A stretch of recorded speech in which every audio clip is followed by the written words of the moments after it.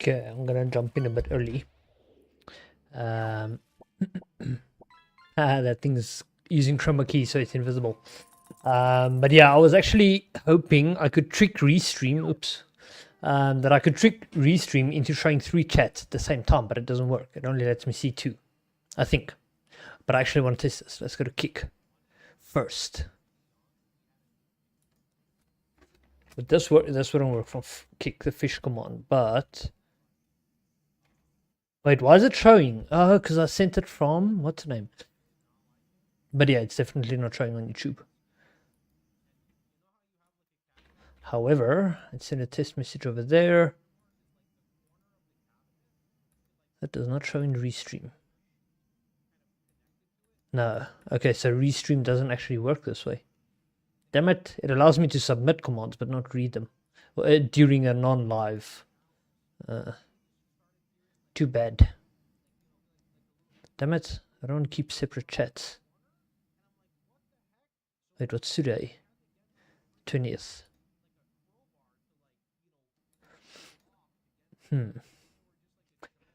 But yeah, let me get going here. Okay, so this weekend I had quite a bit of success with that LCD screen. I actually wrote my own or read the data sheet, which I need to open soon because I still didn't get it working 100%, but I managed to do more than before. Is a data sheet? I think I might have downloaded it.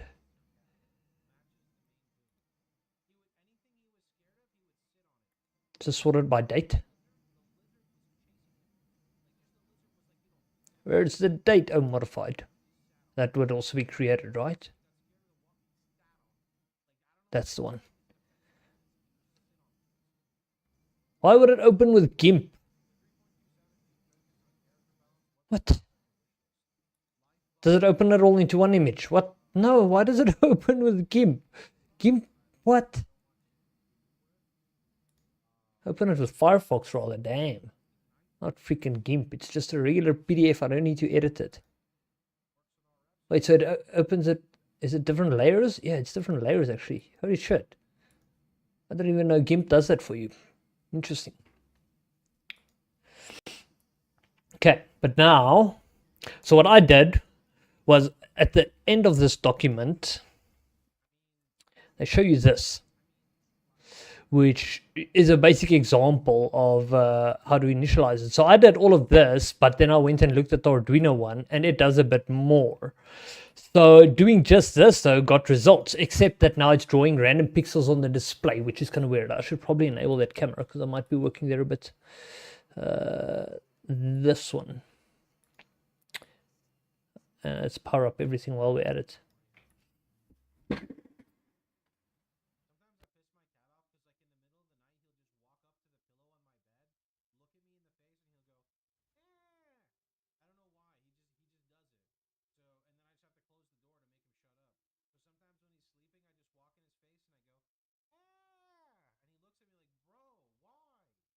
Okay, so this is weird. Now it's even worse. So what it's doing there, so can we switch scenes?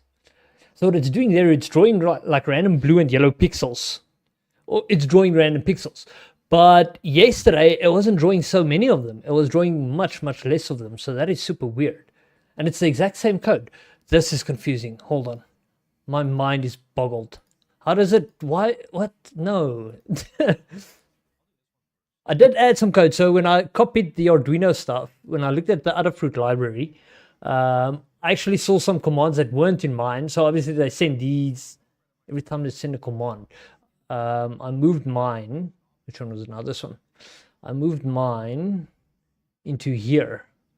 But I think I might need to move it back. I wonder, because it's not, but it can't be that because yesterday when I experimented with it, it made no difference. Where are they though? The page address and stuff. There, page address and memory address.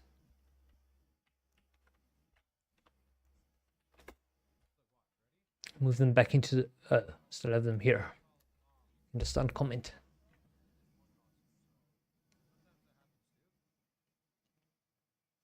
I think that's the right one. Hey Kiwi, how are you doing? Actually, I have the wrong chat window open here. Where's my Twitch chat? Oh, it is the right window. It's just I had a weird Firefox thing open. You resigned? What? Oh, so you're full-time streamer now, I'm guessing. No, I'm kidding. But oh, that's pretty interesting because yeah, it's who someone else. Oh yeah, Techno, I think was also let go or something, and I might even be in the process of finding a new job. So, but yeah, that's interesting. After a month, still work. Okay, so you gave notice. But now the thing is though, like, what are you doing? You think you will? Oh, okay, so you will full time. Okay, that's pretty cool. That would be cool if we see you every day. But yeah, how long have you been an air hostess? Is it that you just got tired of it, or did something scary happen, or what happened? So I move those commands out,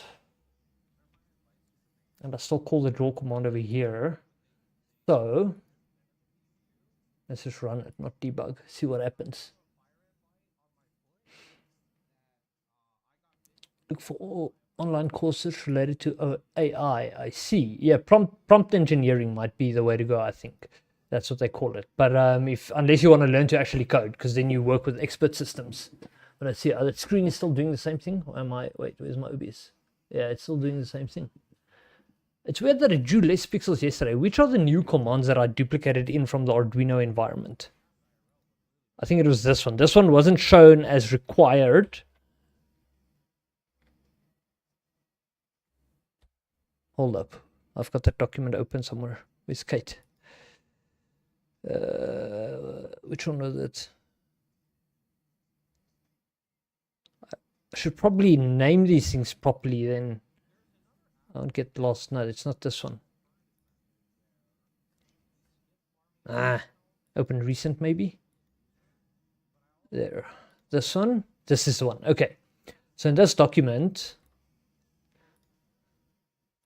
there's a code.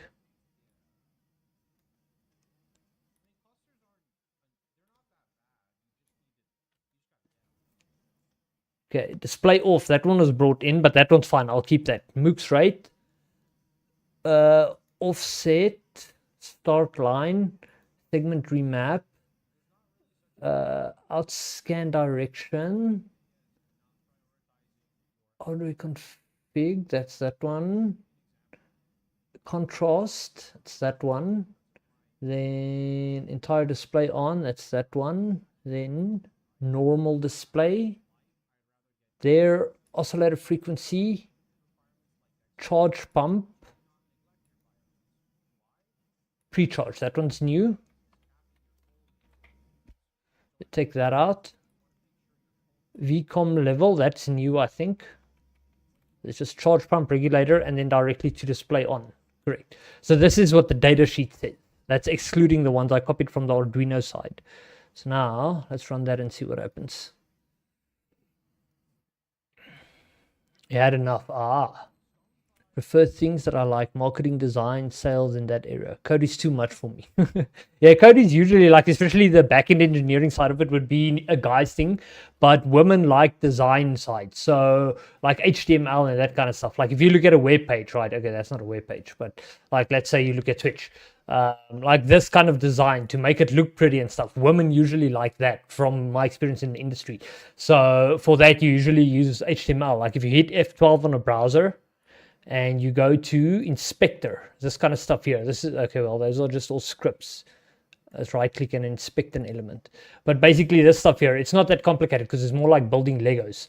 And this is kind of design, although there's other stuff to it too, CSS. So if you like, if you ever want to get into design, that could be a useful skill to have, is web design. So that does use a bit of code though. It's CSS, but it's not that complicated. It's design related. Do you recommend it for me to study web design? Yeah, web design, particularly CSS related stuff. Because CSS is like, I can actually give you an example. If you take a web page again. So let's see if we can find an element to change. Like let's take this. You see these tags that they use. Let's change its color, for example. So you could go, is that even the right element? One of them has a color to it. It's this one. So you could actually remove its default color. No, that doesn't work. Oh, it does. That's the text color. Never mind. There's the background color. But what basically you could change the color. So if we did this color red and then removed, oh, the other one's commented out. Now look at all the tags. You see, this is like basic CSS. So this stuff here is CSS, and that gets integrated with HTML, like this code here, and then it's pretty much styles. So yeah, like you see how I changed the tag color to red, that kind of stuff. That's how easy it is. Do you think it's really complicated or mid? CSS is mid, so not even mid. CSS is really easy. It's instead of drawing the blocks, you're gonna have to kind of visualize it and then script it. So I guess that's the hardest part. But it's like simple. You could say color is text color, background color is a background color. Margin is like the space between other elements. Padding is the inner space on that object. So there's a whole bunch of stuff like that you'd learn, but it's very easy. If you ever want to learn like the basics, so the site I would recommend is W3Schools. I think it's .com. Let's see. Yeah, W3Schools.com. Now they do a shit ton of languages, but this is the one I'm talking about, CSS. So here it is. So, and then if you click on the try it yourself thing, it actually opens up a thing where you could experiment. So for example, that text, that's the background, that's light blue. We can make that red, and then we say run. Then everything's going to be flashbanging us. Boom. Okay, it's not that bad. That's what it's going to be worse. But yeah, that's CSS basically. Let me actually post it in chat. Make it a bit easier. There you go. But yeah, it's pretty easy actually. So what you'll see in this website, so even though you're learning CSS, this here is HTML. And that there is HTML. This here inside the style block. So in HTML, you have a block called the style block, and inside the style, you write your CSS. That's how it works. Now you could do it like that. You could do it inline, which means you write your CSS by doing this. So you go style equals, and then oops, background dash color colon, and then blue. And then run. You see, then it turns blue. But we overrode which one? The body. Oh, we overrode the CSS. Okay, so here's actually a cool thing. So what I'm doing here by stating it explicitly as well as implicitly, it kind of does the same thing. But this one takes preference. So this style block takes preference over this one because I'm styling the same thing. You see in CSS, it says body, so I'm targeting that element. So that's how it works. It's really super easy. This is web design in a nutshell for you. It is actually super easy. Where it gets complicated is the back-end design, like when you're building web applications rather than websites. That's where it gets complicated. Is it easy to find a job? I don't know. I think it depends where you are. I've heard that in Europe lately it's been a bit tough for developer jobs, but in South Africa at the moment, I think it's booming because like I've seen a lot of interest. So I think it's booming at the moment in South Africa. Like I got a response really quick, put it that way. But yeah, I think internationally developer jobs, because technology is growing so quickly, developer jobs are very in demand, and AI is now a thing that booms. But so every AI that the general public interacts with, those are called LLMs. A lot of people like me put AI to use without using LLMs. We don't tell it what to do by typing a message, by using chat. We pretty much program it. So you still use programming knowledge, you just train your AI that way. It's kind of the hard way, but it works. That's how I use it.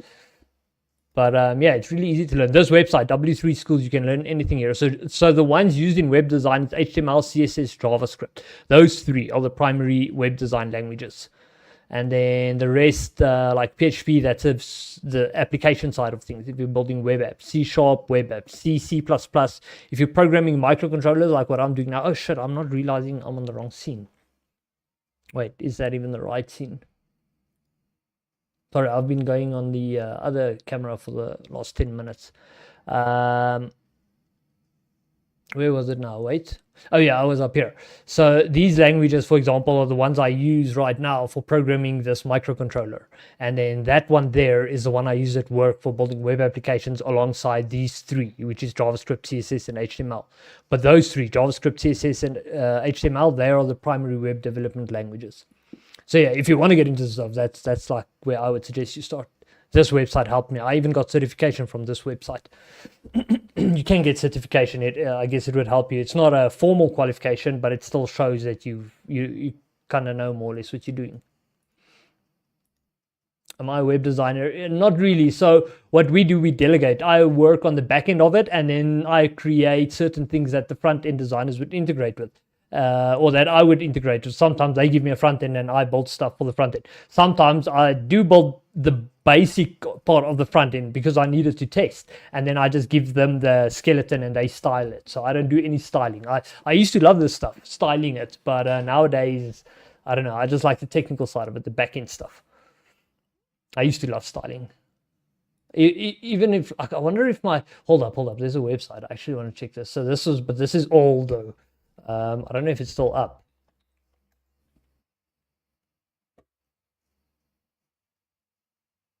Nah, it's a website I did for my sister. Wait, it is actually still up. Holy shit. Okay, so this is one of my websites that I did from scratch. Like I coded it from scratch pretty much, and then it's a single page thing. By coding from scratch, I still use certain things like Bootstrap, jQuery, and stuff like that. But basically, it's a kiddies yoga site. So this I did for my sister. And this was my own styling, my own art, which this is the only living thing. I had better designs. Actually, no. So my website that I've got right now, it's just a parking website. It's just a under construction kind of thing. This is also built from scratch by me pretty much. But I do use existing libraries like Bootstrap and jQuery. But yeah, I don't. I kind of take pride in what I do, so I like to do it as bare bones as possible.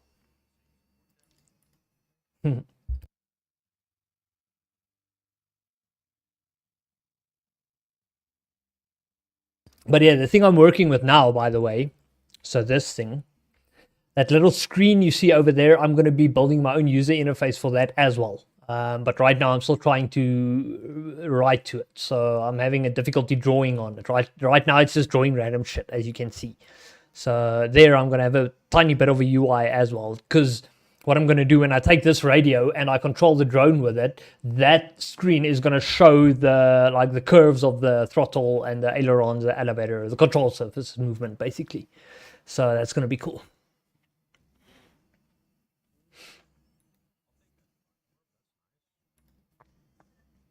But yeah, let me see where I was stuck. So this thing, did I even run it now? I don't think I ran it, did I?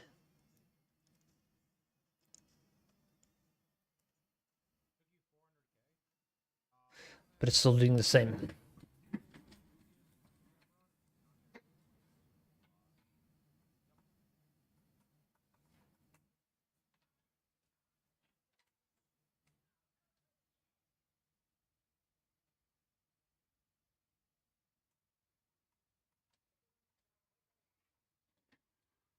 Nah, I don't know how weird this is. It's like yesterday it only had a few weird stray pixels. Now the screen is full of stray pixels. I don't know what the hell I did.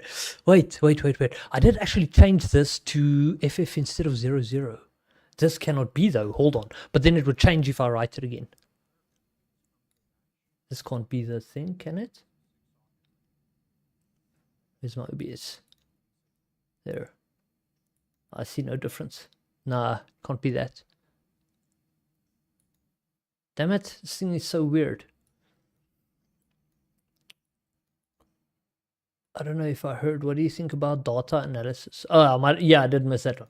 So, data analysis is, I don't know, it's kind of boring because I guess it really depends. Like if you have good tools to work with, it could make it pretty cool and exciting.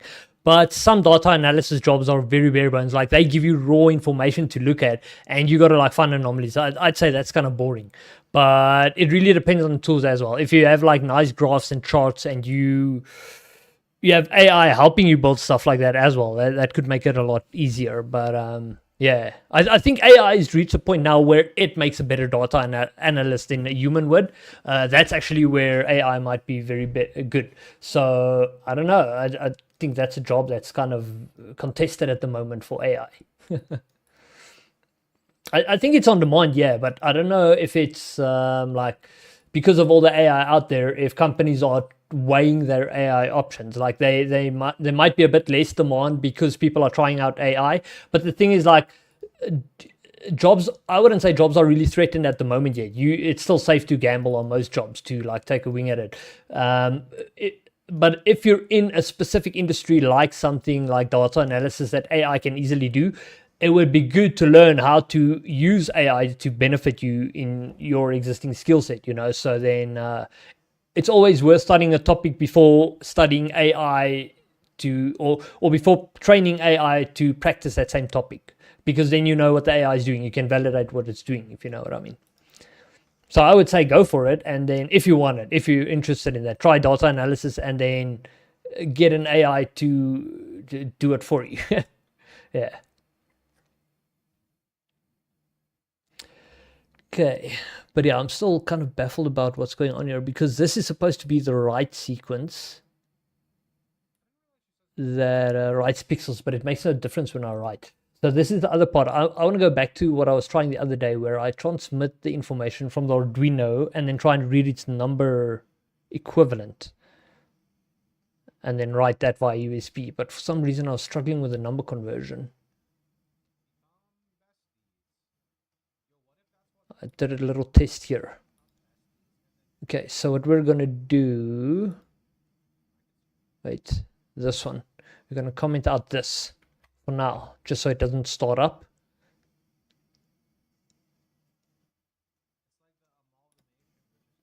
So now if we reprogram and reset the device, the screen should not power up, I believe.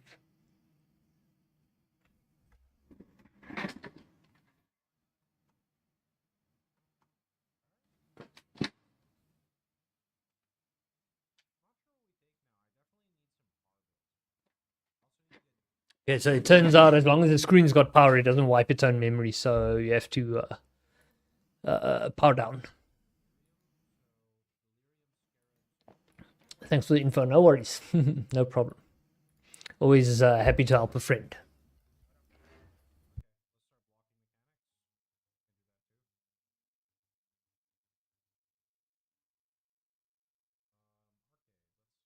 Okay. So basically, by commenting out that piece of code, the screen will no longer power up. Now I need to try this shit again. So USB send a random number buffer, and then we delay for a bit. Actually, I want to send much quicker, just to make the testing phase go quicker. We're also going to have to open up the Arduino software. So what I was struggling with was taking a number, converting it to a string, and transmitting that string over USB.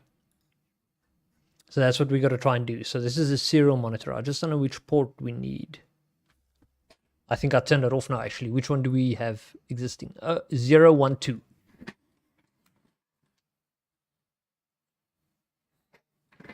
Okay, so I assume now we would have a 3. We do not. What the fuck? That makes no sense.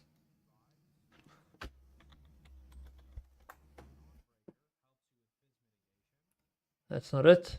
That's it.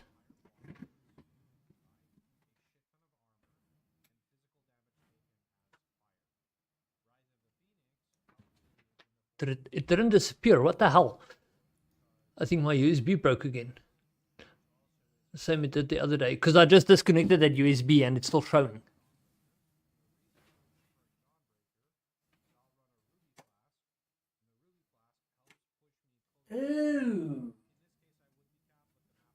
Oh, I guess. Okay, so when the programmer is plugged in, you can power down that port and it still transmits data. So the switch only turns off the port power, which means all the power coming from the programmer on the other side of the chip feeds the USB port. So that's interesting. You actually got to plug it out and plug it back in completely. Okay, but hold on. Now I got to test this again.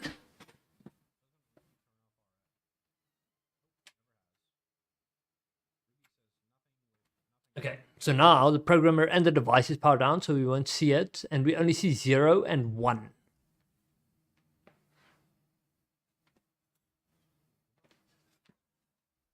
Now you see 2, so 2 is the one we're looking for, and we put it as an uno. There we go.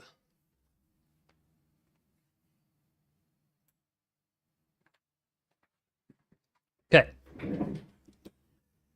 So now we go back here, and then here's what we got to do. We got to convert a number. So we got to go uint, 8 underscore t, test number equals 4 or 5 or whatever, 56, I don't care.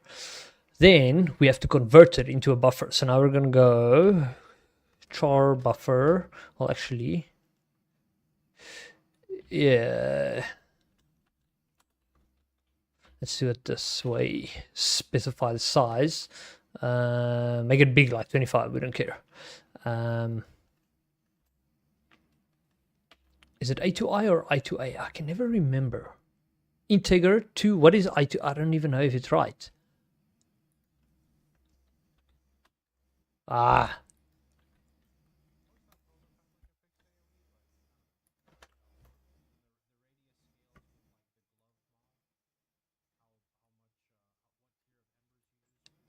To its string representation. Converts an integer value to its string representation. What does the A stand for, though? Like, integer to what?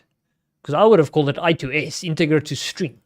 And then the other one is a2i, which I assume is string to number.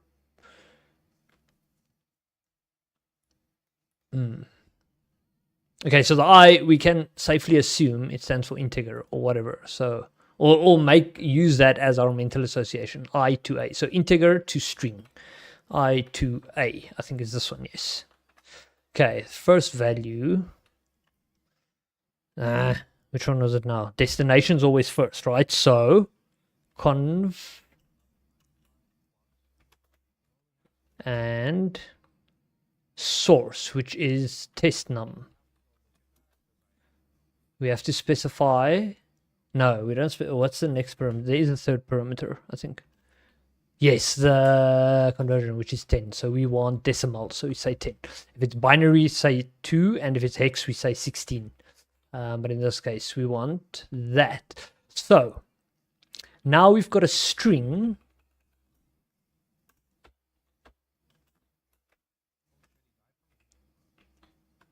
Oops, that does not belong there. And now we go strlen. Okay, so in theory, we should be seeing the number 56 being sent over the serial port now, repeatedly, every 100 milliseconds.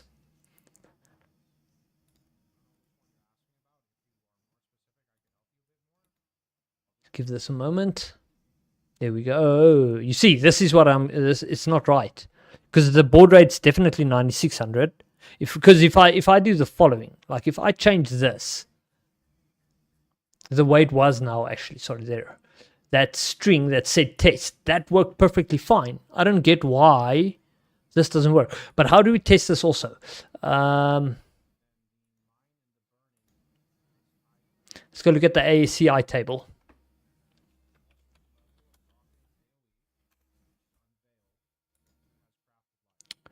So number 5. Wait. This is the actual character. Yes, the number 5 is... No. Wait, what is... This isn't no. But it's not the ACI table.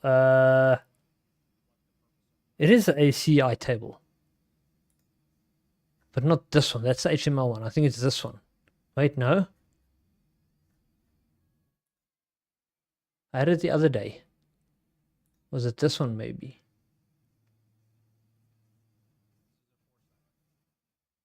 No. Maybe it's not ACI. What does C use again? It uses the operating system's character set. It doesn't use a specific one. How did I find this table where I found these numbers?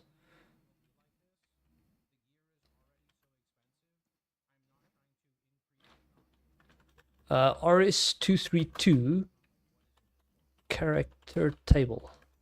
That should give us the right thing, I believe. It's an ACI chart. Is it this? I don't want HTML shit. And this also isn't correct because the number 4 was represented by an actual number 53. So this is why I know this isn't right. Oh, wait, there. No? There's decimal. No, these are just repetitions of the same thing.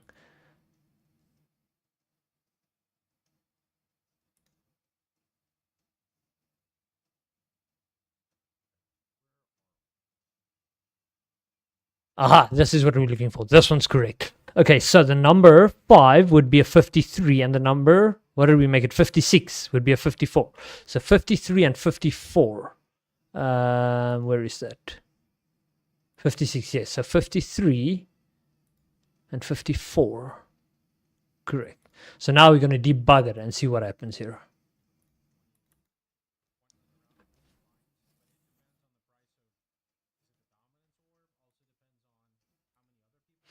Okay. So there's the number converted. Wait. Now I'm going to wait. Sorry, we need to step over.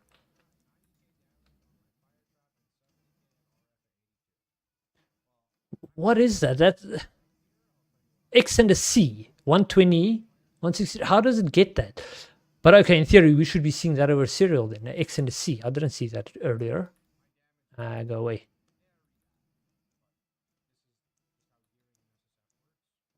Is that serial port?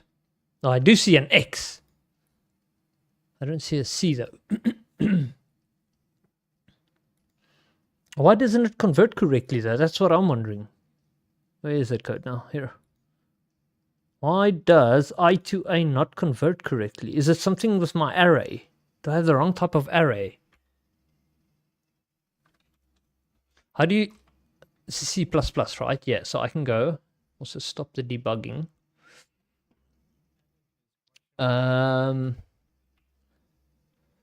You give it the name, you don't specify the value here. You're going to go equals new char, and then you give it its value. 25. But now... Why doesn't it like this? It works with other types. Wait, is this C code? No, this is C++. It's C. I'm wrong. This is C code. Shit. Okay. I forgot. I'm in the main file. So that won't work.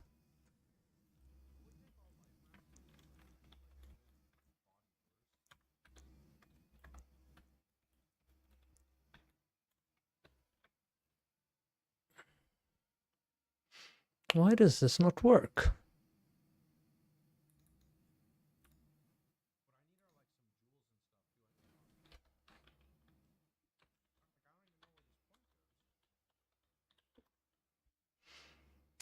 Worst case scenario, Google. Or when you hit rock bottom, you Google. But okay, so let's look at their buffer. Identical to what I'm doing. I2a number, the number being an int though. Fuck, is it representing my values around? Hold on. Where's... Come here. Come hither.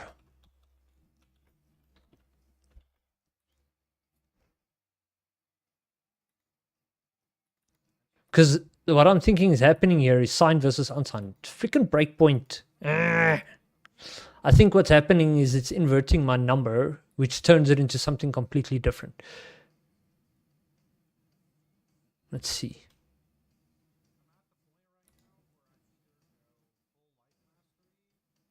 I still see a bunch of zeros, and then I see T and a C, so that's still not correct. Wait. Test number is 56. I don't see an X and a C this time, though. Sure shit won't send correctly, I'm sure of that. Let's see. Take out the breakpoint. Resume. And I'll monitor this. Wait, let's clear this first of all. That's not outputting. Why?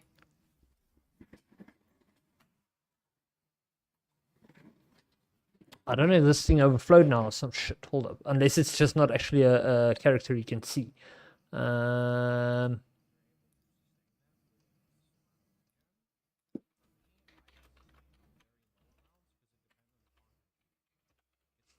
Let's just send a test string again.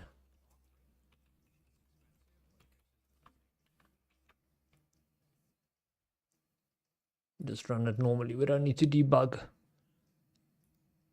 Okay, so there goes our serial port, and I'll wait for it to come back alive. It works.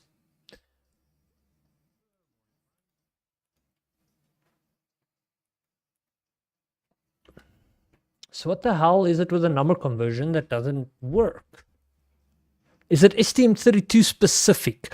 I have actually, let's open Eclipse. I have a Eclipse test program that I made the other day to test some C++ stuff.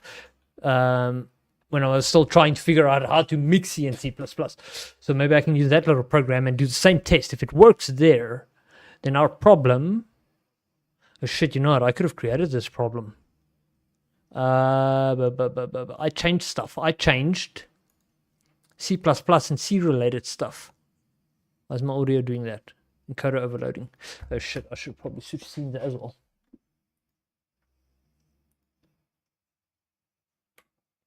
Okay, so I changed the versions.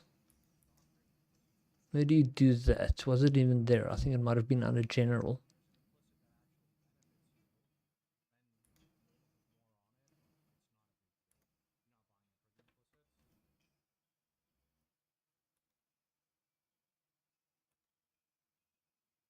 Pretty sure it was here somewhere.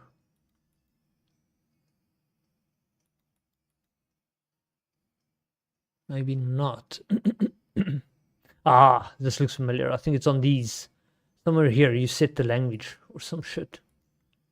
And I can't remember what the defaults were though. It might actually be on one of these.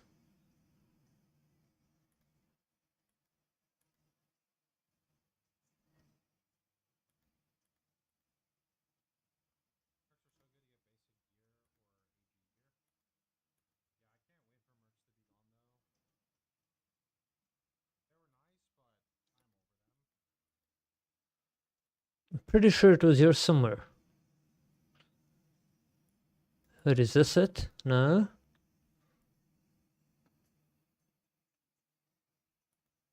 Here, hold on. Man, it's like hot potato. I'm getting hotter. I know I did it here somewhere.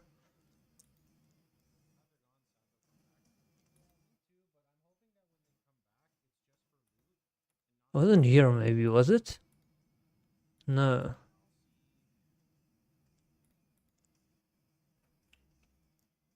There, that's the one. General.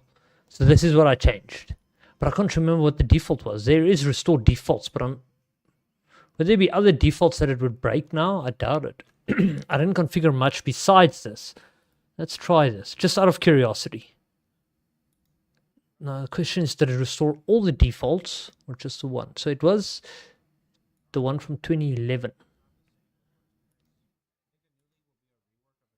2014. Okay.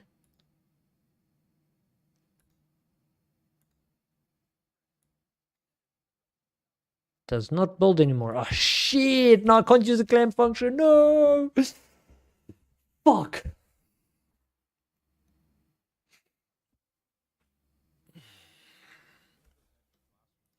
Damn it.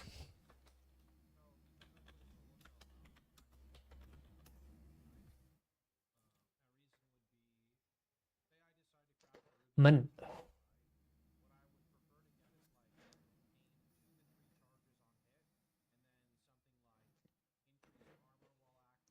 Custom clamp, this can be done. Okay, so now I have to do a basic clamp, but I don't want to freaking... I don't know. I don't think my clamp's going to solve this problem. Because it's an overflow problem, which the regular clamp somehow compensates for. I don't know how to compensate for that. Because if the value overflows, it's still a positive number. It's just a really big positive number. So I can't say if it's less than something. Shit, man. How do you work? Anyway, what we can do, you can just copy this out for now. Comment this out. Just to get this program running. And then hopefully nothing else breaks. Okay, it seems too bold. So then I just want to test the USB send and see if that actually, let's comment this one out. Oops. And put this one back and see if this now fixes this. Because I don't know if it's a language problem.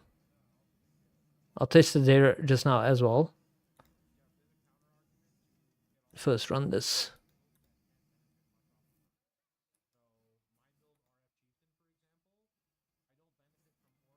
I don't see no nut number. It's broken. It worked when I had it as a uint 16 or something. That's converted back to that. Uint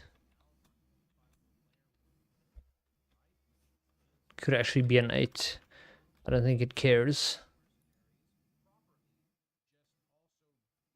One of these don't need to be a pointer, do they? I think this one actually might need to. Test number doesn't. Could that be part of the problem, that I didn't pass it as a pointer? That could actually, I think.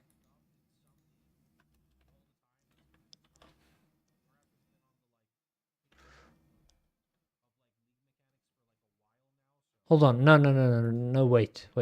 How does it? So when you pass it like this, you can't change it. When you pass it like this, you can. We are changing it. So we do need to pass it like that. That could be part of our problem. This, we don't care. We don't need to pass it that way, from my understanding, because we're not changing it. So could this have been my problem this whole time? What's this now? What resource did I not save? Oh, the main. How did I? Oops.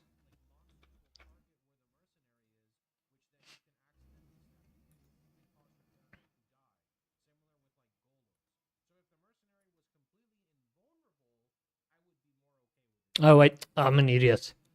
This is tricky. Oh, you see, I'm still seeing that. Okay, so I'm still seeing that. Now we can maybe try that int thing again.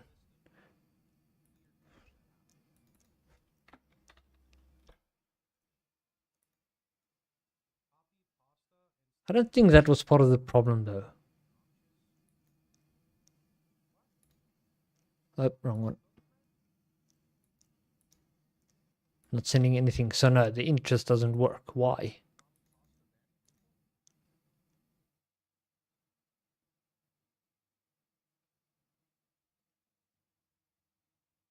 What do you mean makes integer? Makes integer from pointer without a cost. What does that mean? Oops.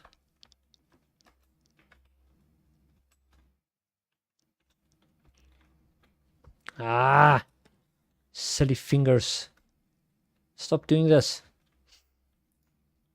I don't know what that means, though, because I don't know if that's my problem. But I'm pretty sure it's something related to this language thing, because I used this i2a before and I had no issues with it. I actually had like a whole bunch of code commented out where I was doing i2a. I had no issues with it. I think something changed, and I think it might be related to the language I'm using. Oh no, but I just reverted, right? And I've still got that problem. So no, it's not that. Shit. How does... Where's that page? Here.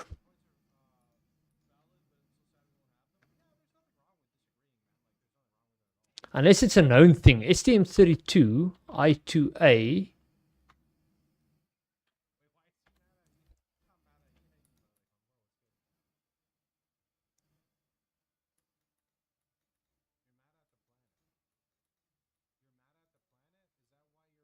So he's also suggesting i2a.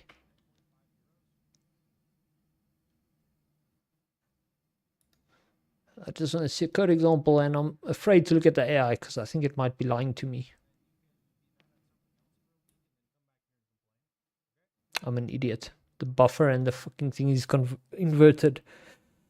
But this is what's confusing me, because usually it's destination first. Hold on, let's look at this. i2a.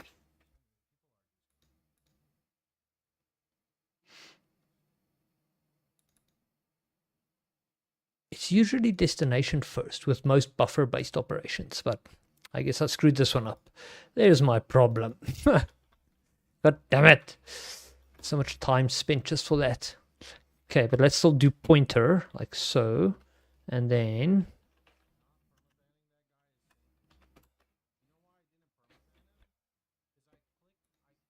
Okay, but now it's an int, right? Oops.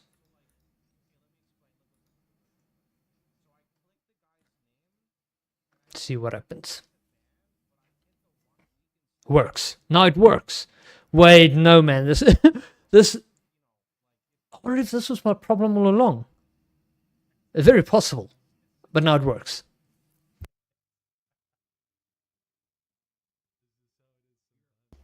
I want to retry it with the uint because I didn't use int before.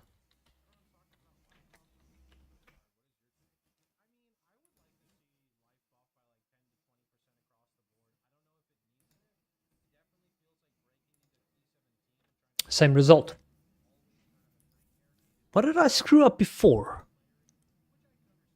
Okay, hold up. Let's change the language thing back.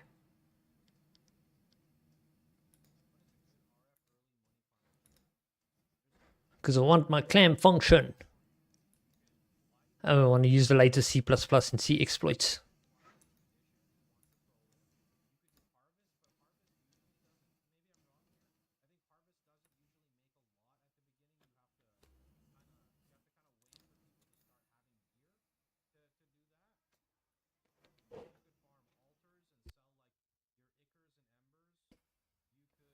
Okay. Language has been changed. It should still bold. We can now put our clamp function back, which was inside, not the mixer, that.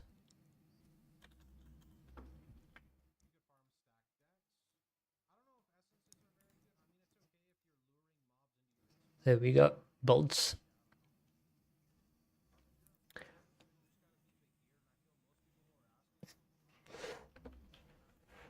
Just moving this example over. Make sure I don't mess it up again. Oops. Okay, so we're chucking it. Was it in here? Well, no, I initially did it in here. So the code should still be commented out here. This. Wait, no, this. Put that back. Then we're going to have this handler. We're going to receive the data. Then we need to send it via USB. USB.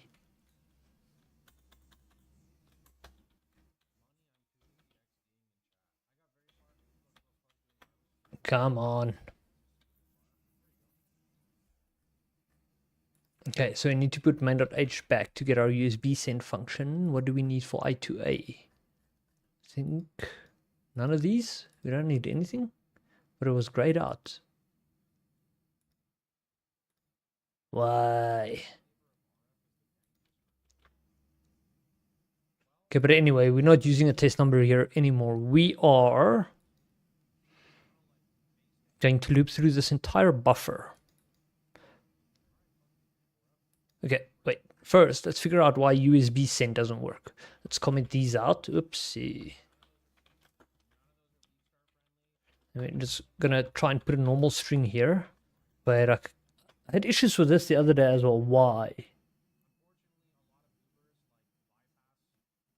I think I had to include it in my header file. Or is it because string len is missing? No, but yeah, it is because of string len. But string len, it must be inherited from some other library then, because I don't have standard string or anything included here, do I? This is user code. I could already string len here, but not in this file. Oh well. I'll figure it out in a moment. We're gonna have to loop. I actually have the loop already. Here. Getting rid of all this because it didn't work.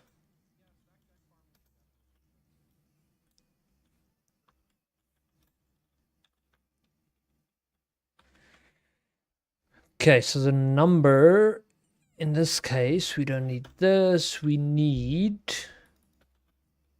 the buffer, right? Yes.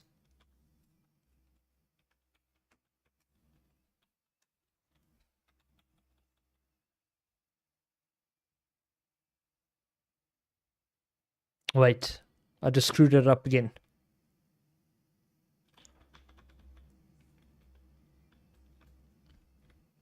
Keep that buffer, keep it there. And this is going to be... What? Why is it not accessible? Big buff, 0.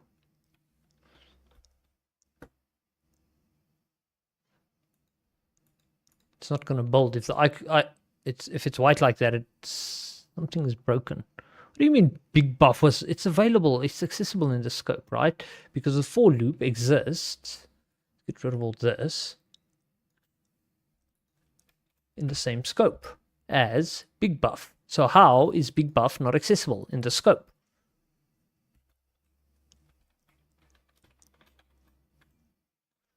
This thing's pasting is atrocious. God damn it, Eclipse. It's actually not Eclipse. It's just STM32's version of Eclipse. It's atrocious. It's weird how you have to copy. You have to copy like this. This is disgusting. Hold up. Paste. There. Now it fixes it. But now still, why is i2a not working? I made a typo. That's why it's not declared. I'm the idiot. Okay, but now i2a is not declared. So I'm wondering, what do we need for this? Algorithm? I think it was algorithm.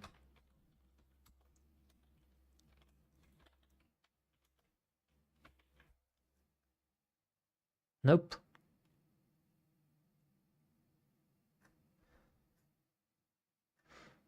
Let's just do this just in case it is that one and it's just not repairing itself. Now it's complaining about something else. Cannot convert whatever to char. This is now a C++ problem, I'm guessing. Okay, so the i2a I used previously was C. This is C++. That might be where the problem comes in, right?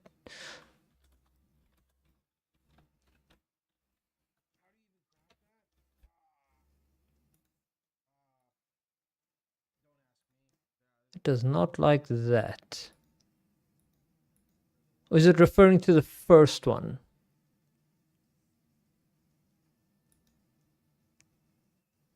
It's not referring to the first one, is it?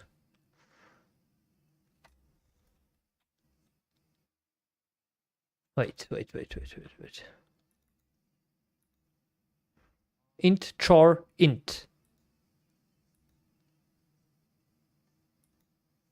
That definitely classifies as an int.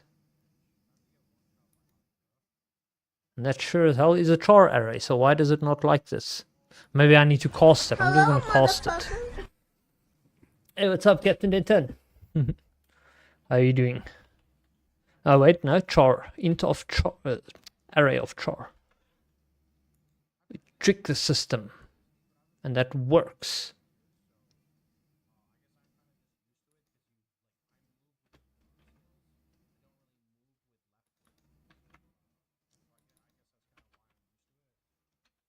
Oops.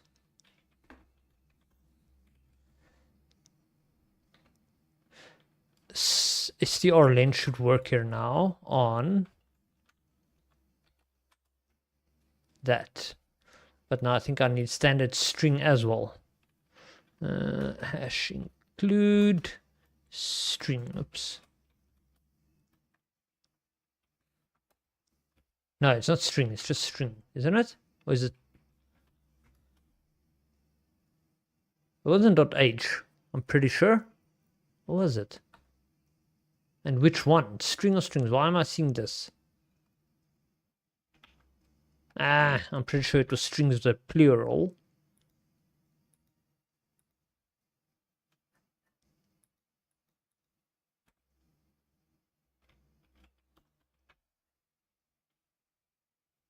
Now it works. String, so it's not the plural. I was wrong. But now I'm curious if this is going to work. Although before we do this, actually, let's repeat the same test we did earlier. I copied it like my ass again. I hate a system that forces you to copy in a specific way so that you can paste in a specific way. It is so stupid. Why did they ruin Eclipse? Still in Jublan. I finished the course for today. Nice. Gonna lurk and listen while I drive my ass home. Oh, nice. Thanks for the lurk. But yeah, it's I assume you're on mobile then, chilling on mobile after a hard day of work. Only thing that can improve it now is a beer in your hand. Yeah, yeah. Oh, yeah, I wanted to send this outside once as a test with a test number. So the number shall be 56. And we're going to comment the for loop one out for now, so it doesn't confuse us unnecessarily. Okay, and for this to work, we don't need to do anything. Let's think. It starts it there. Once it receives, it hits this, calls that, and starts it again. I didn't change anything regarding the interrupt, so yes, this should still work. But now I need to hook up the Arduino again. This is going to take a moment.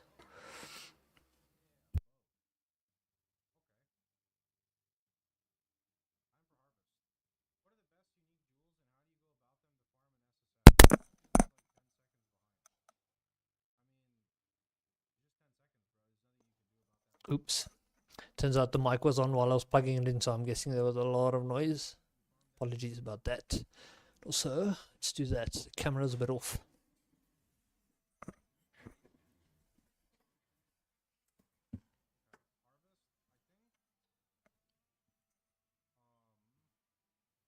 Camera's dead.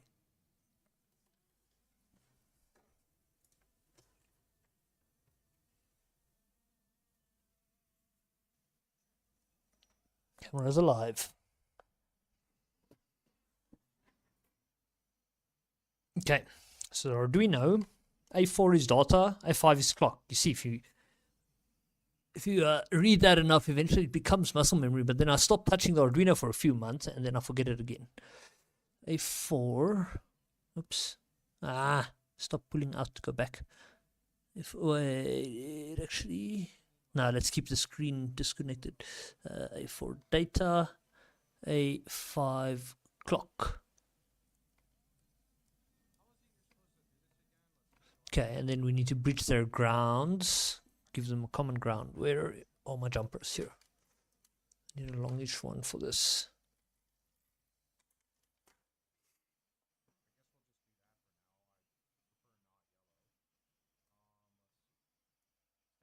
Come on, I can't see. There we go.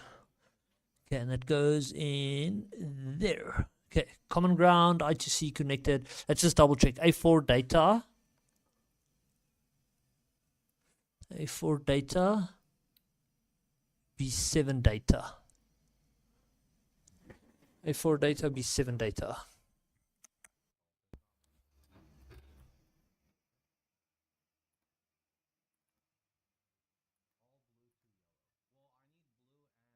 A4 data, that's correct. B7 data. Okay, so we got that right. So now we have to upload the code to the Arduino, which I think is actually already on there. We just need to reboot it and we should be able to trigger that interrupt. So let's debug this.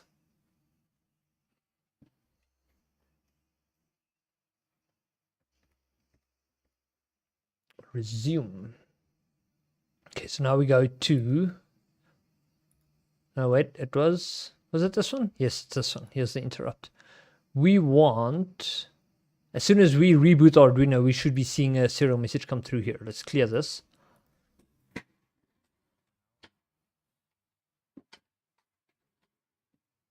Not working.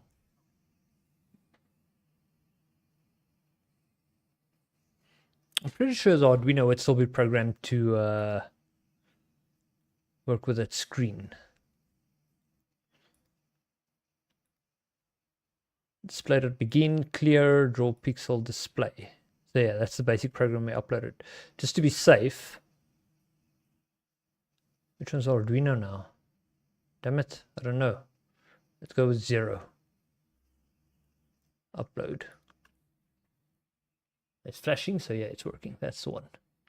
Okay, program is uploaded. So in theory, it's now sending i2c commands. But this one is not hitting. Let's just put a breakpoint here. Wait, did I forget to put a breakpoint earlier? I don't see one, so clearly I did.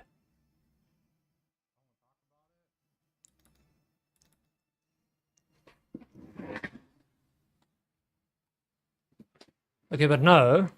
No, no, that's not the case. I know it's wrong. I changed the slave address because I don't want conflicting with the screen. Wait, no, sorry, it's under. Why does this thing always resize to this ginormous size? I don't need it like that. No, it's gone. God damn it. How do I... Oh, you just drag it. There. This thing's kind of annoying. This UI. Okay. Connectivity. I2c. Slave address. So it needs to be 3C. If I remember correctly, was it 3D? I think it was C. 120 or 60. So change it to 3C and then change it to decimal. That's the one.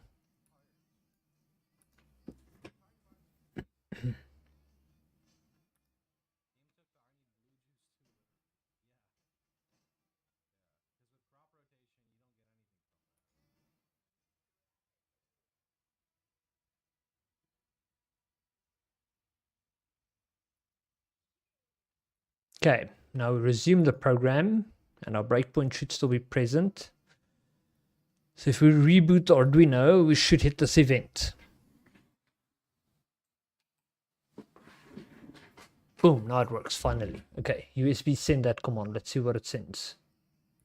Multiple events shared. Forgot about that part.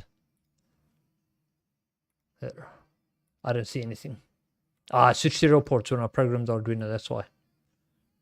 That one read some stuff, but not what I was expecting.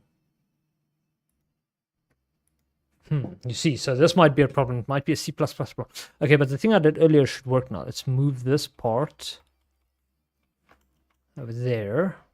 Get rid of that. And that should still work.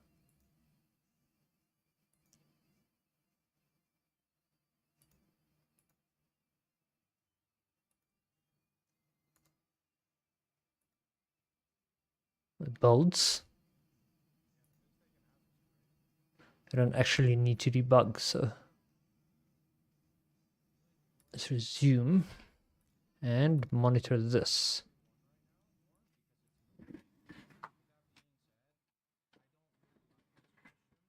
Nothing. I don't see anything. Why? I didn't type the number earlier. I said it is an int, so let's try that.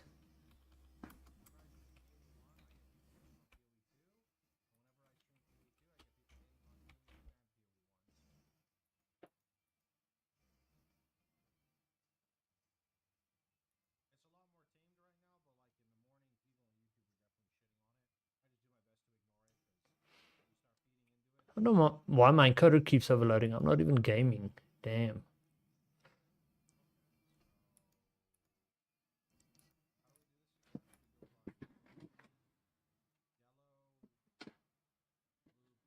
Still that weird gibberish. Okay, so it's clearly not working here, but somehow it works in freaking C. How come it works here?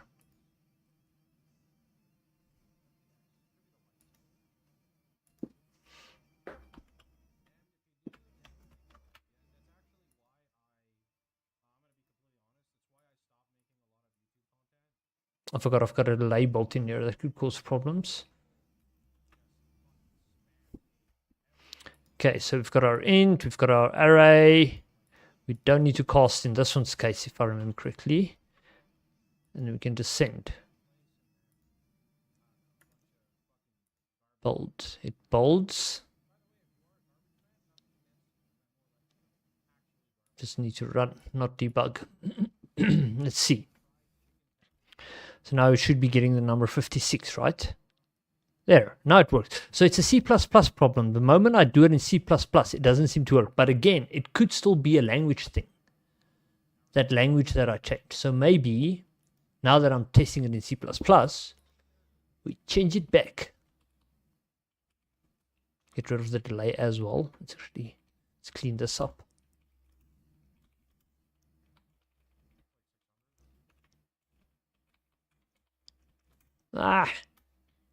Not what I intended. That's what I intended.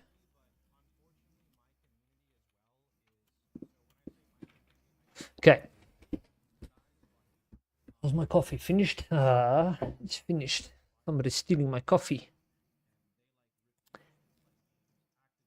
Okay, so let's change those languages back. It was 11, right? 14 and 11, if I remember correctly. Or was they both 11?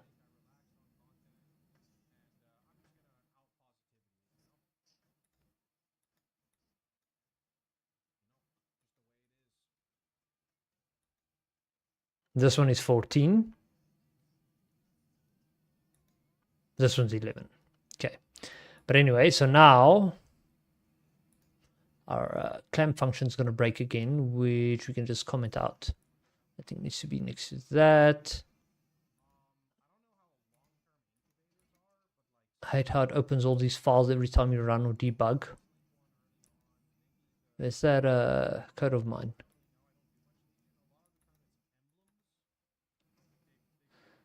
Which one was it again? The receiver. This one is clamp. Eh? Wait, I'm confused. Wait. Oh, it is here, yes, because it's inside the, what's the name? The struct.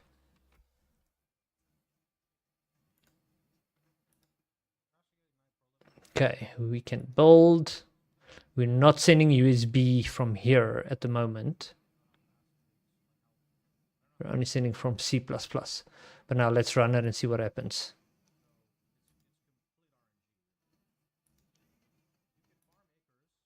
Okay, our serial port's up. Let's reboot Arduino.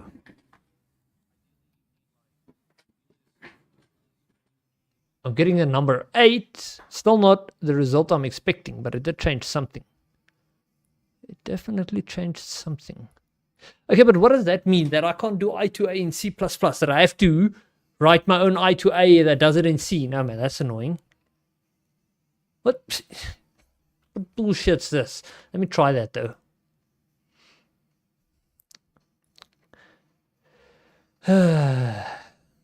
Why is this though? This can't be a C++ problem, man. I think this is STM2 specific, STM32. But let's go test it. So this is a C file.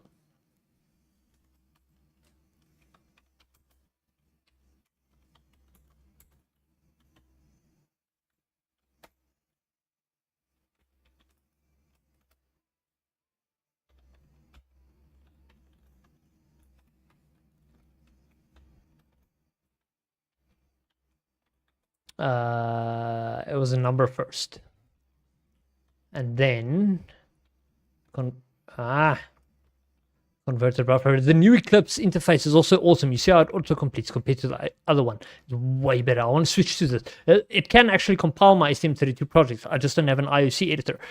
So yeah, I need to kind of switch to this environment. This thing is so awesome. This is actually Eclipse, not the STM32 one that they did over there. Okay, but since this is C, I don't need to include anything. The other C didn't need me to include anything.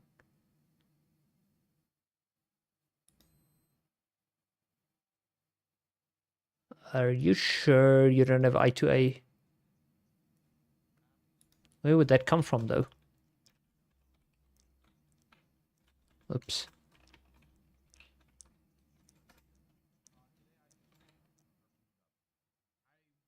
Where would i2a come from? String. I don't know if it would come from string.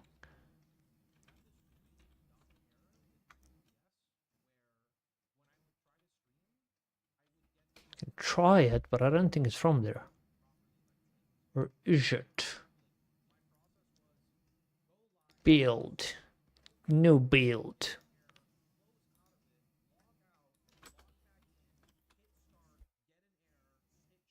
Is there show us the library? That's the one.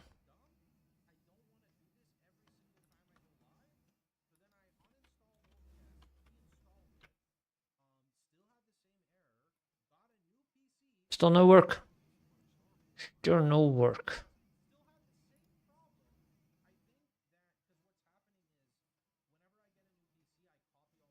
Unless this is a C++ only function, because this is C++ website.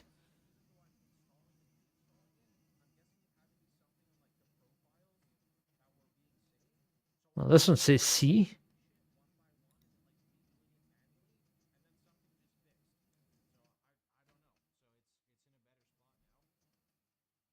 It's got standard lib, string, and come on with that freaking there. Standard IO. Wait, is it a standard IO thing then?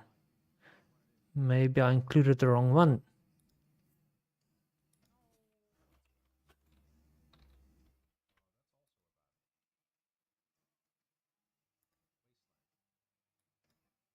Nope.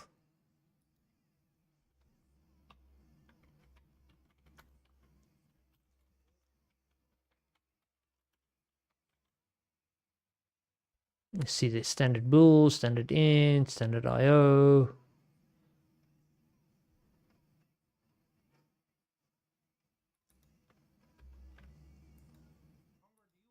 And this is not available in this environment. I can't think that it wouldn't be.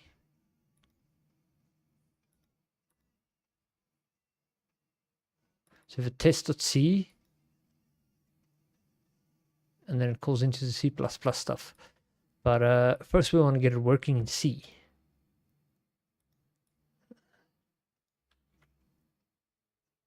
I can't think that I would need 3 freaking libraries just to make this work. Where's Eclipse now?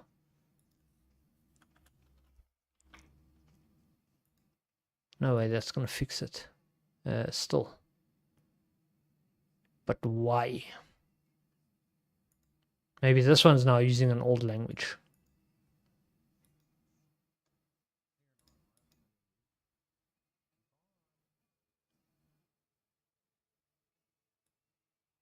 I wasn't here, it was settings.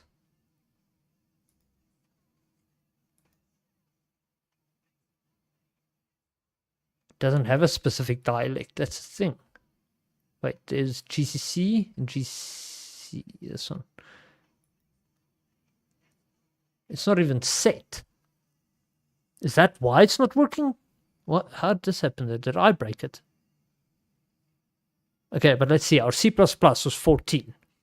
Our C was 11.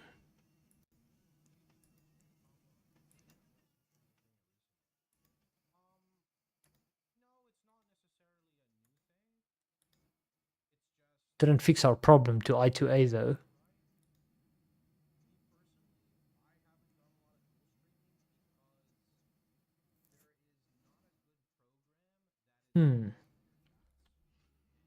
Why can't I use i2a there?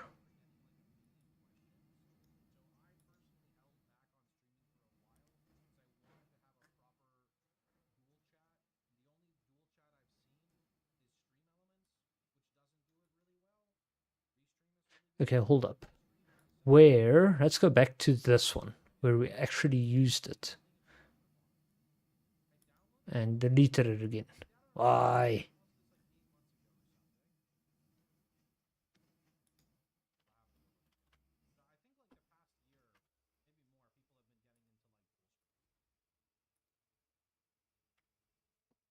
I didn't delete it, I collapsed it. This is it.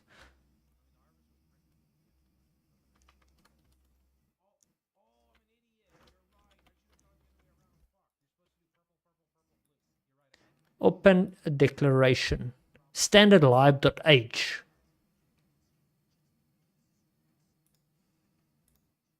Which is here. There's an open declaration thing. Not found in this file. Now this is interesting.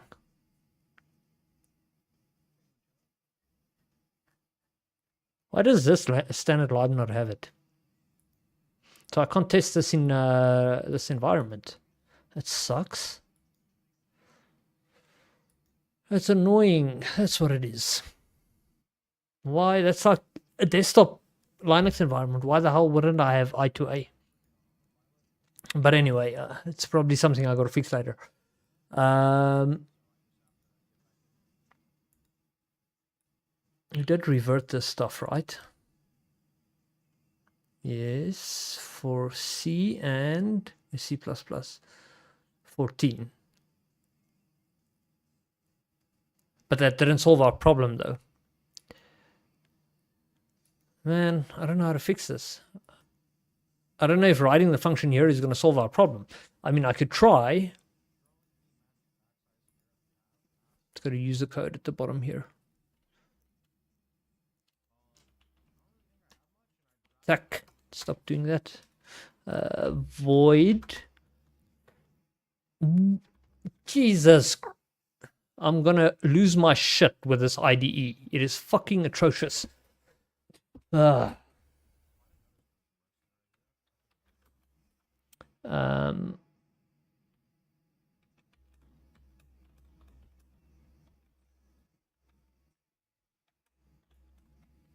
uint. So the first one was a number. T. It doesn't need to be a pointer, just the number. The next one is a pointer. Char star buffer. And the next one, what do you call it? A radian? That thing. It's base. What do you call its base? A radian. I think it's called a radian.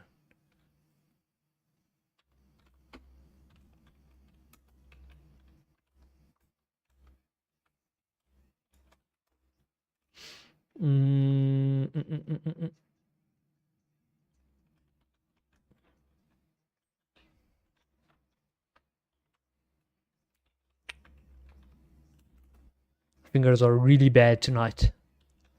And then radian. But now we also need to do this. Copy that and put it in the header file over here.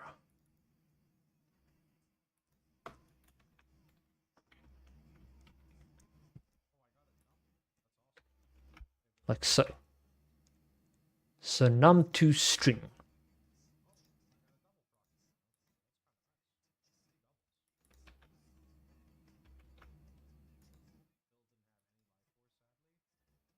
If this fixes it, I think I might cry. This better not fix it, oh god. Actually, it better, but I don't know. Hold up. Strip this out. And then I think we're good to go.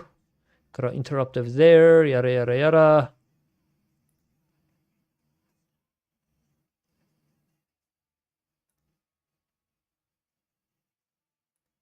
Okay.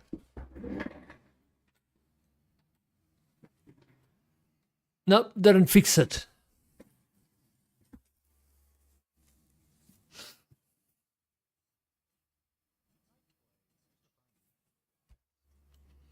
I don't know why the hell this doesn't work.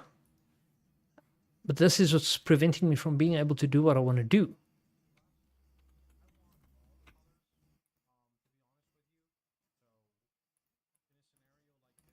Let me put this under these. Stop. This thing. I hate how it pastes.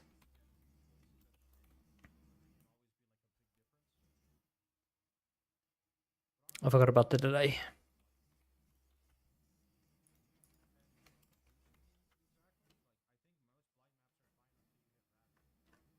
So in theory, it should now work again because it's in C. We can leave that one there for now. Let's just run it. In theory, we should now actually be seeing the number 56 again because from my understanding, it's a C problem. Yeah, look at that. C problem. How do I fix this? Let's Google it.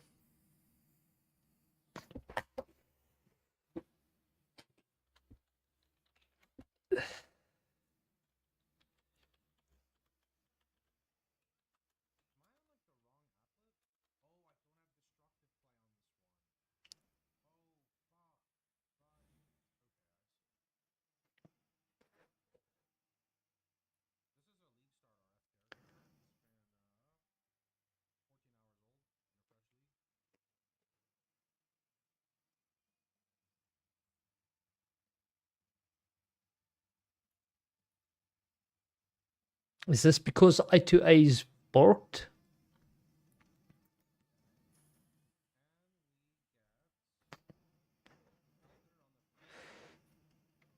To string. Oh, fuck. Did I always have an easy function like this and I don't know. But the thing is, the standard library stuff, I haven't quite experimented with it that much yet. But okay, I'll give that a try. Because I should have just looked at that from the start.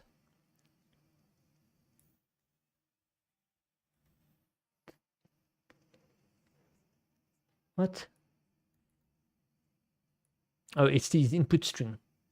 That's interesting. So that's another version. Let's first try this, because I'm curious about this. Standard library stuff tends to be, or look easier. I don't use it much. I'm new to standard lib. So, I just want to put it so I can see Twitch chat still. Wait, that's string to string. But then I can't send the string. Hold on. Go back here.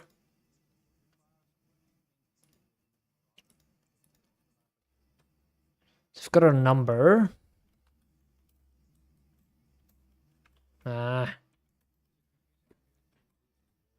Oops, double colon. Why is it not auto-completing? Oh, I gotta hit control space. I forgot this Eclipse is dumb. It is standard string like that, right? I assume.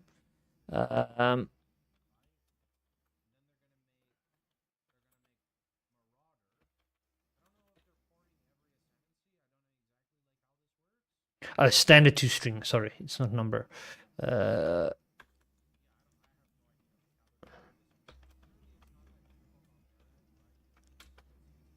No result. So this function does not exist in the standard lib. Let's just see. Unless I need a different, so I need string, which I do have. But they say it's just string. I wonder, can you omit the H and it's the same thing, or how does this work? But yeah, apparently the compiler doesn't think that exists. Let's see. No, it does not exist.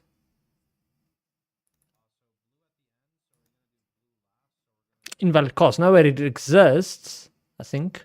Wait, let's first get rid of which problem? This one.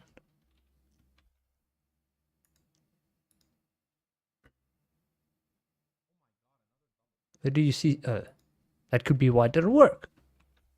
I'm an idiot sometimes. Okay, so now we go to do here is dot data, I think. Here we go. Instead of string length, we go dot.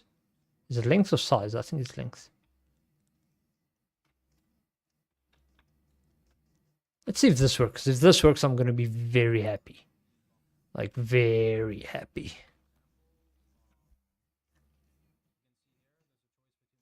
Okay, but again, it's only interrupt driven. The interrupts are still enabled, so we can just go run it. Switch over to the serial port, clear this. Once it comes back, we reboot Arduino.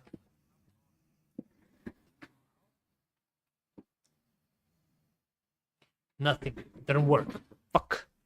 Why? Unless it never hit this, let's just...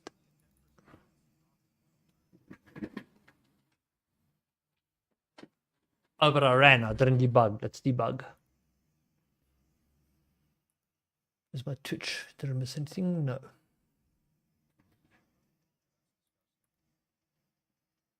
Okay. So we hit our breakpoint.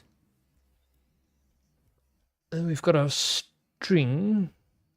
So the first character. Can we even see that from here? Shit, that's a bit hard to see. I think we need to put data. What type is data?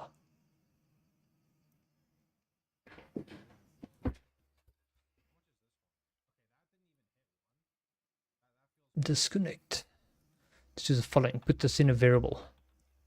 I don't know what this is, but I assume it's uint8 or something. And not a char. Could it be a char?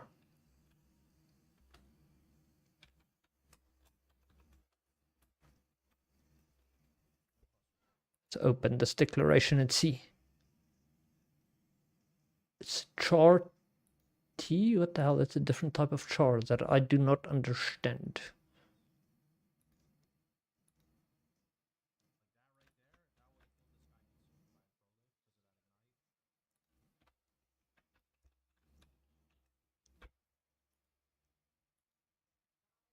What? Oh yeah.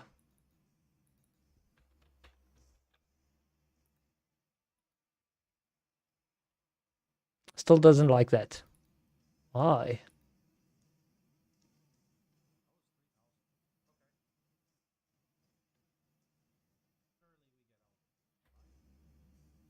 What's the difference between a constant and non-constant version? They're both a single pointer. I don't get it. What is char t? Is that just another definition for char? But damn it.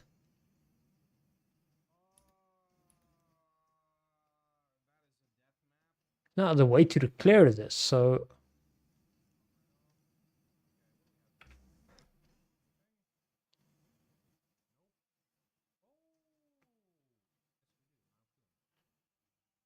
let's Google a bit.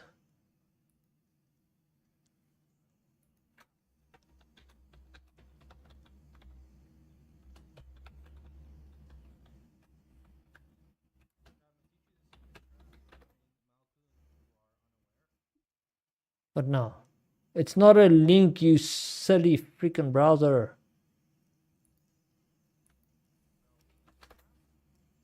I keep thinking it's a link.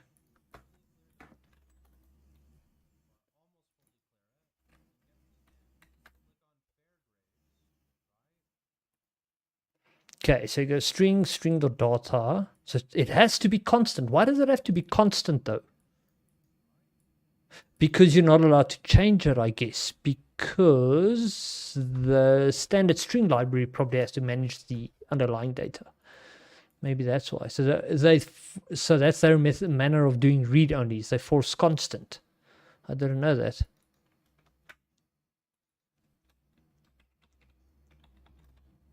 Okay, but the reason I did that is because I want to put a breakpoint there and see what it looks like. Because we started expecting the ACI characters in the character table, but I don't know if that's going to be the case. So let us see.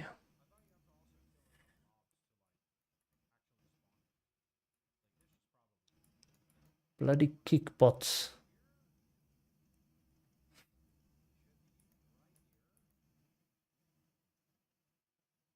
Am I even public on Kik? I assume I am.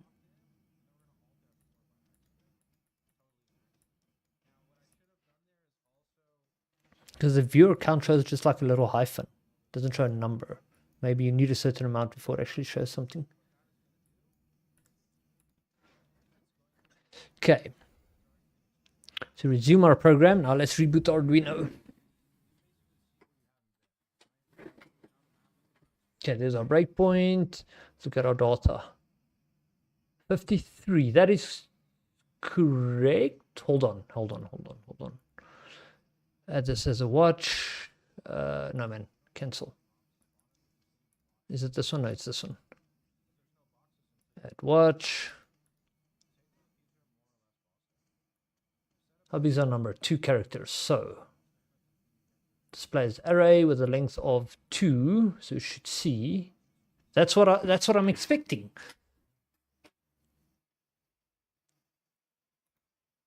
That's what I'm expecting. So why is it not sending it?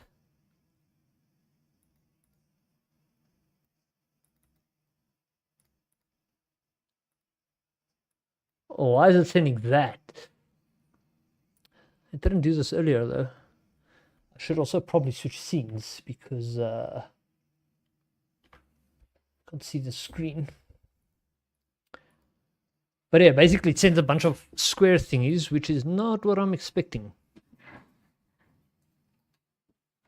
So if I reboot it, look at the serial monitor, that's what I'm getting. Yet the buffer had the 2 correct characters. So I wonder what's happening. Maybe it's not null terminating correctly or some shit. But if you go data and dot length, I would think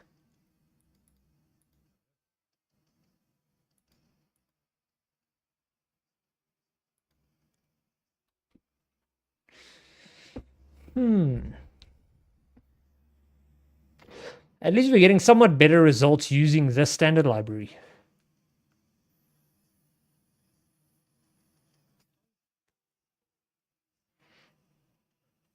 I wonder if the problem lies in the USB send function. Being a C function, maybe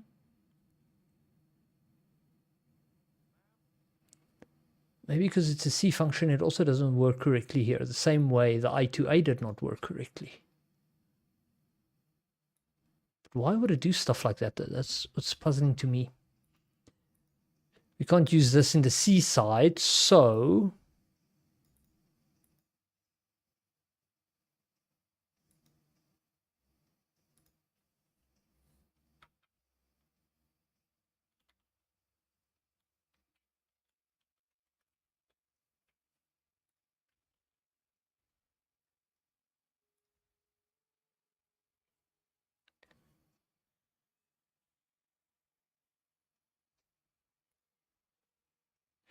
Okay, now let's stop it here.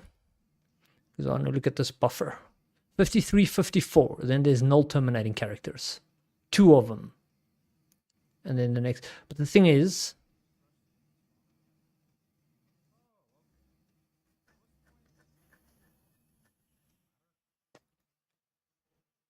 I don't know if that is the problem, though.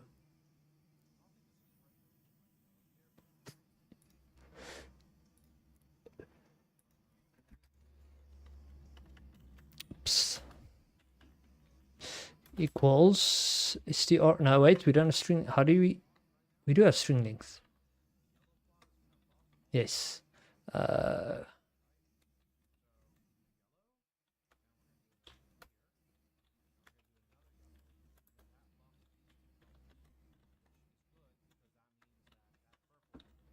come on.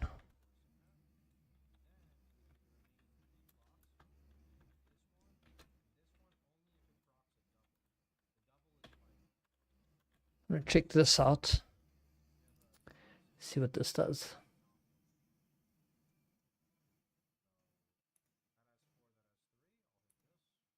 Hey, Techno, what's up, bro? How are you doing? I discovered that the problem I was having turns out to be a problem between the 2 different languages I'm using, C and C++. I need to remove that breakpoint, but I can't see it.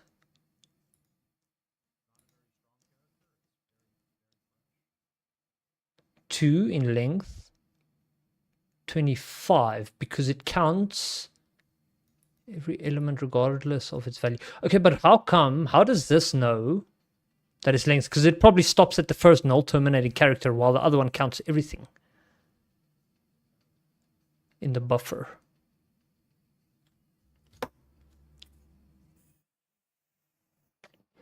I mean, that would be my guess, but then that still means that over here, even without a null terminating character, the length is going to be 2. It should still send correctly, unless it needs that null terminator. I don't know if it has it.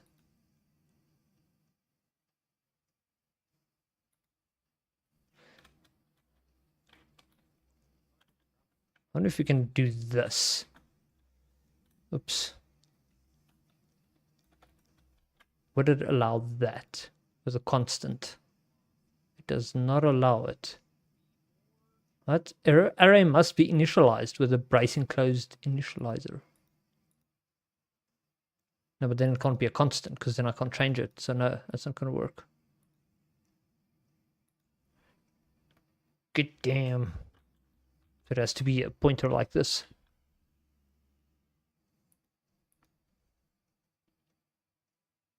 I almost think the problem is the C function sending to USB from here.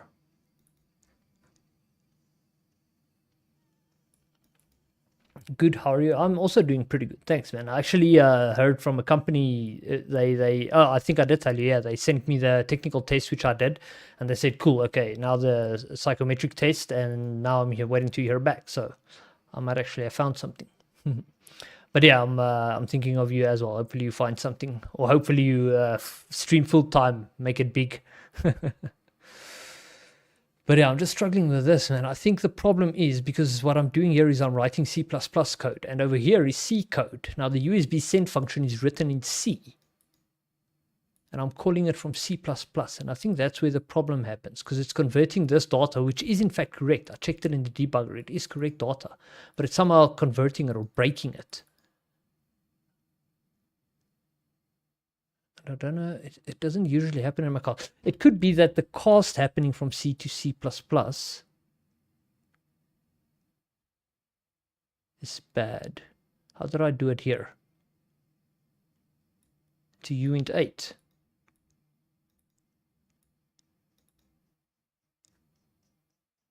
I don't know. Maybe we should change this to a char pointer. And then cast this one. I don't know if it'll make a difference if I do it here or there.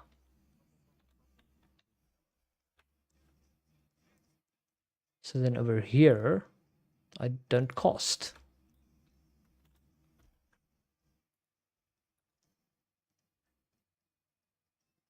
Oh wait, it won't work because I need to change it in another definition as well, in the .h file, the header file.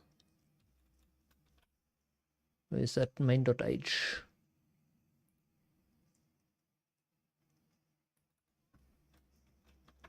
Like so. Okay, so that works, but now this is breaking. Does it have to be a const? Maybe I can just cast this one this time.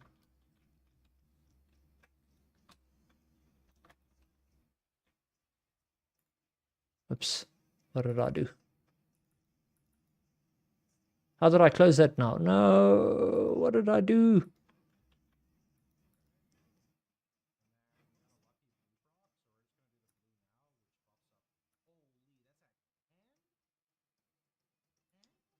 It's still gone. How did I...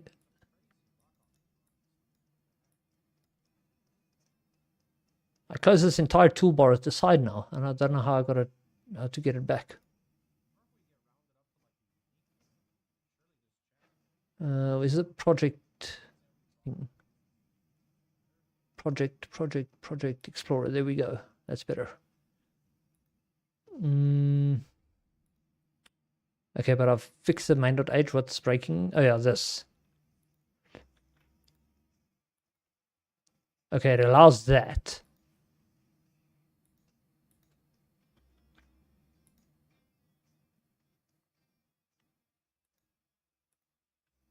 I don't know if that's going to do anything, but let's figure it out.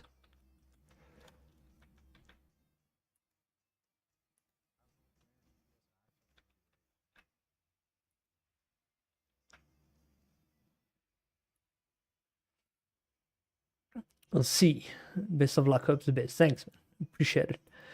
Met another character on Ascension, trying hardcore. Ah, interesting. And how's it going so far?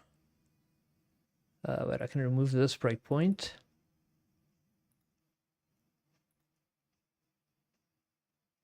I don't need to put that one back. I just want to see if I'm getting the right data.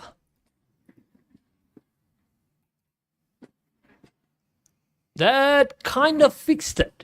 It kind of fixed it because the first, wait, is that a 5 or an S?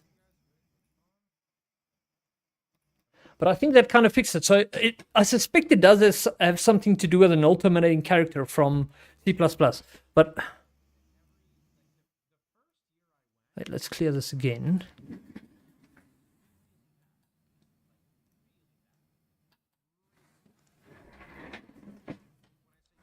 Okay, now I'm curious about something. What if I add an additional number in the conversion?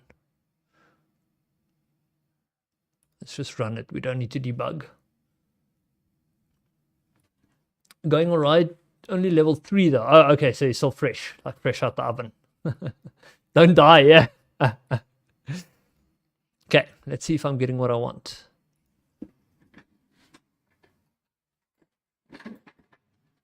Nope. Whoa. Okay, hold on. So 5, 4 gives us 9. It looks like it's adding it together.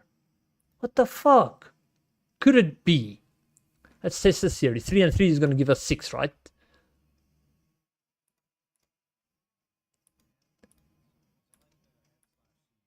Because if it's doing shit like that, I think this behavior is beyond control. I'm just going to try and find another way.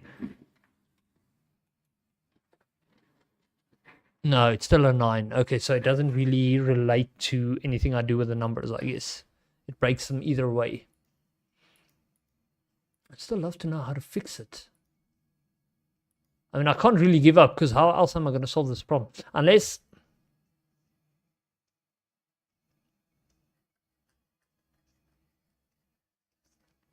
See, there's other ways of writing functions, like you could write a C function Yeah, so the same way I do it in the header file, this extern C kind of stuff. I wonder if I should be trying it that way.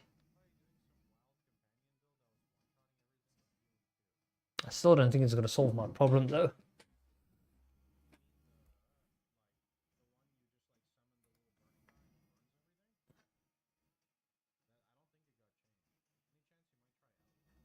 The other thing I tried to do was include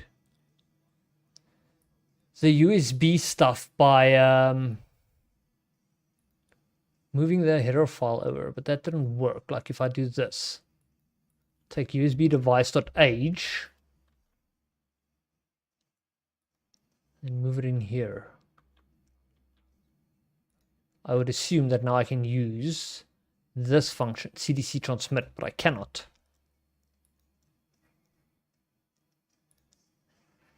Put it in here. Just as a test.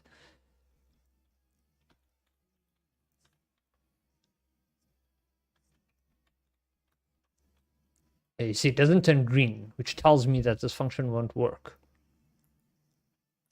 Here. Was not declared, you see. It doesn't work. I don't know how to make it work. Maybe it is that external stuff. I actually want to try that.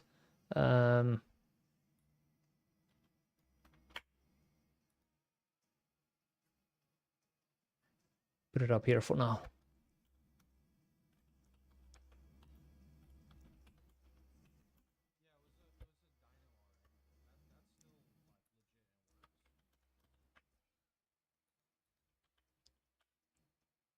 Doesn't fix it. But I could do this.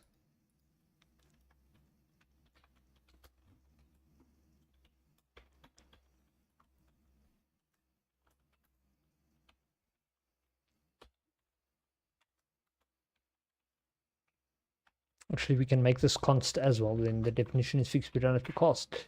Okay, so it's a constant char data and the size, which is 16 underscore t length.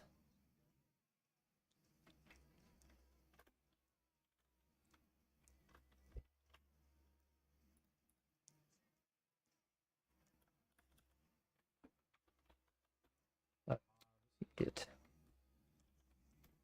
Okay, but the one here is going to break now, so we need to comment that out with main.h there.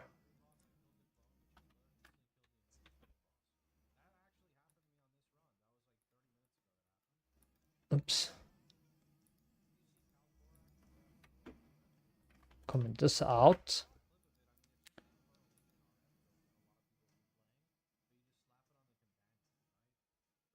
Okay, that's the C side, that's the header file side. So now let's just comment out any potentially broken code like this. You can leave that there for now and build. It should build now. Yeah. And now that broken code, this, would it work here? It does not. Now that is weird.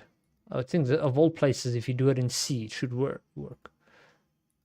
What else could I be missing that's preventing it from working? It doesn't have a declaration of it here somewhere, does it?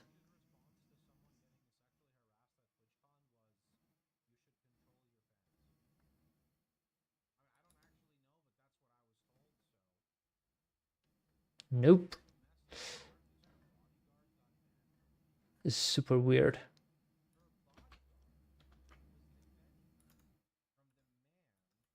Open declaration. Let's see where it's declared. This file, which is included by which file? Wait, let's open. Let's start here. Wait, this one. Open declaration.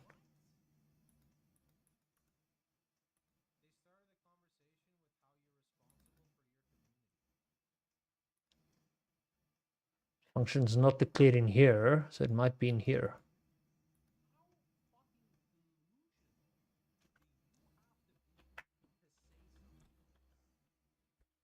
Now if it's transmit function here. Oh, wait. So it included another file. It wasn't that one though.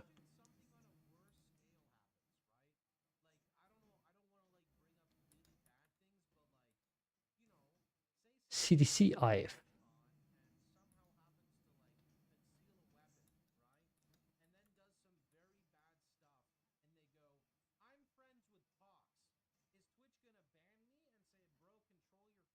I don't see any of the files including that specific file, this one here. How do you search in files again? Yeah. No. What's the file name? USB-D underscore CDC underscore IF. Find that for me. USB device.c includes it. Ah, I forgot about the C files.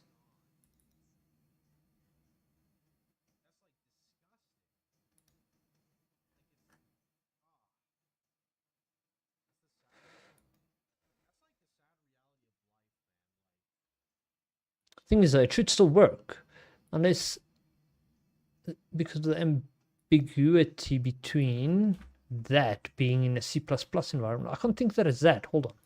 It can't be that. Because now the structure is identical to the main. But no, it's so unbold.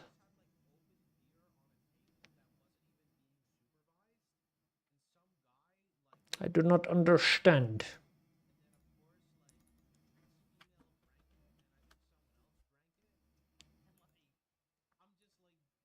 It's not a definition. Oh, well, it was an implicit thing that complained, but this also.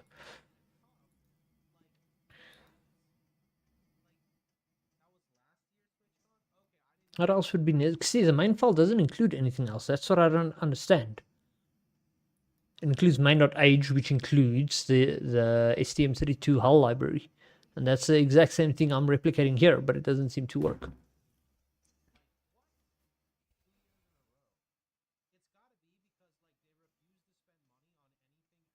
Okay, but hold on. There was also another thing that bugged me. Let's get rid of this since we know this won't work here. And then in here, what just happened? Why would my cursor just jump to the other monitor like that? What the heck? It's the second time it's done it. And now it won't move the file back. I'm gonna lose my shit. I did.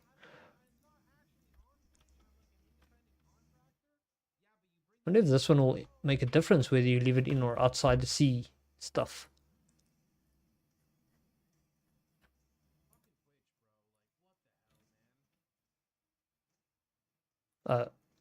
No, I need to put the old one back.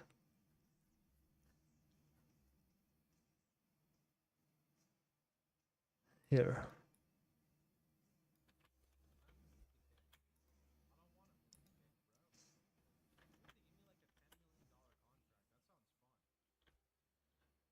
Also, let's change this one to constant. So it doesn't complain, we don't need to cost. And here.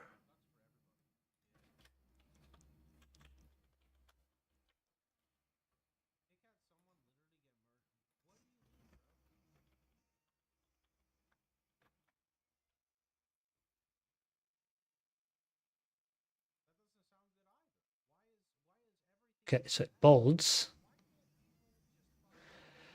We still don't know if this is going to solve our problem though. So there's another thing I wanted to actually test. Something that also works straight out of the C file. Now, if there was a conversion issue with like character sets or some shit, this also shouldn't work. Like just sending a raw string like this.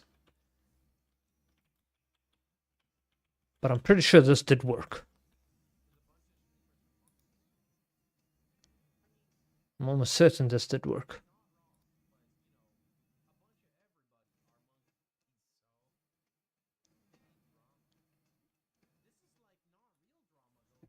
Let's clear that. What did I press? I didn't press clear. Did this thing freeze on? Oh my god, I can't stand it when software breaks. Modern day software is so unreliable. This whole thing froze. It could be that it just ran out of memory because of all the serial data I received. No, it won't let me. It's gonna close because it was actually just lagging. Probably because of all the serial data it's been receiving, filling up memory.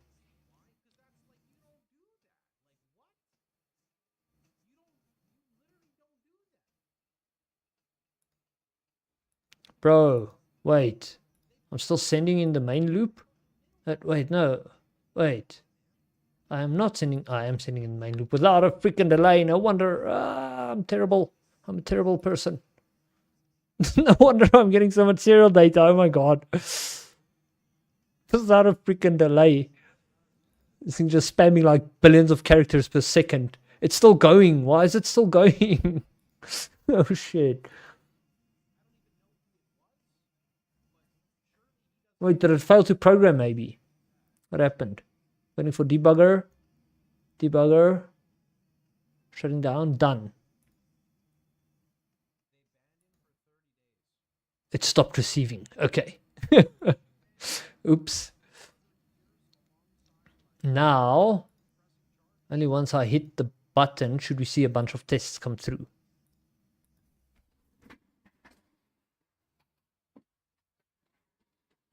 That's not test. Okay, no. So now I broke it even worse.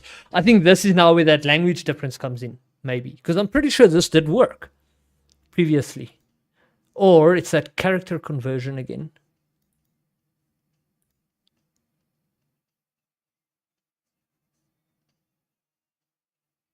Huh.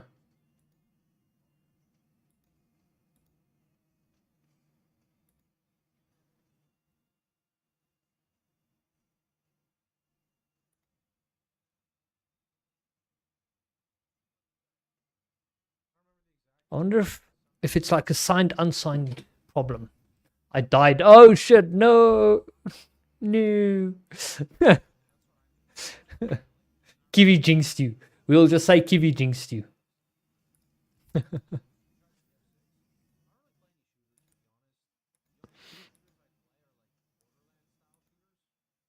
That's actually a good thing to test, is to put a breakpoint here.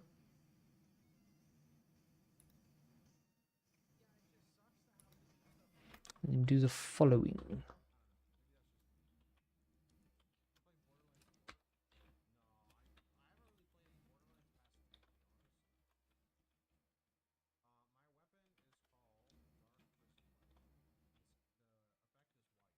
Can you even do this? Because earlier it complained.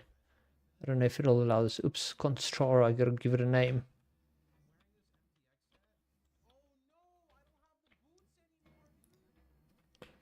Oh, you know what? I didn't do this. And I could have been sending the pointer address. Wait, no, but it treats it. No, you don't need to put and because it's already being treated as a pointer here, right? Yeah. But here we're not doing and. We don't need to though, if I remember correctly. Not for USB send, at least. Oh, also that needs to have a star. That could be part of the problem as well. Shit, man. Making so many mistakes now. Now I don't know if that was correct. Actually, let's just do this again.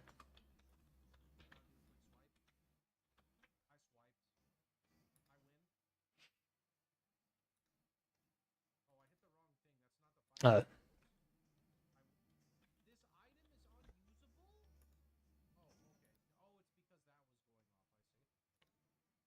But it says there it's too long.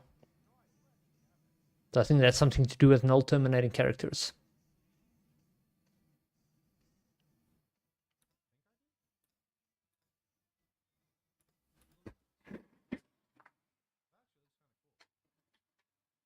Okay, so that not casting to a buffer was part of the first problem. Now I wonder if it would have impacted the previous test I did, because where was that now? Here. Could explain why it didn't work. Okay, so here's our number. We convert to a string. Don't really care about this.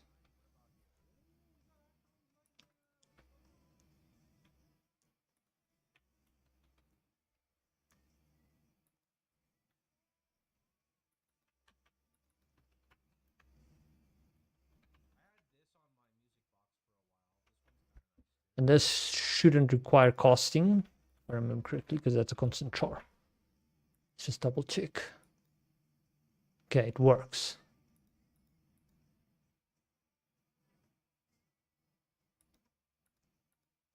Go away.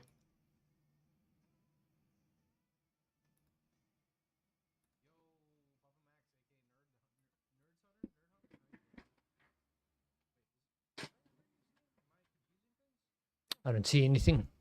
So no, whenever you work with a standard string thing, it just breaks. Why?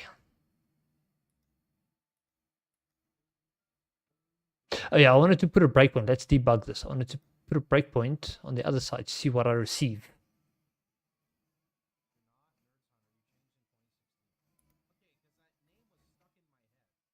Here.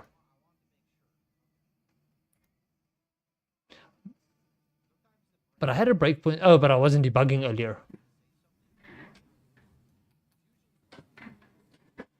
There, hits the breakpoint. That is correct. But hold on. What do I want to do? Oh, add to watch.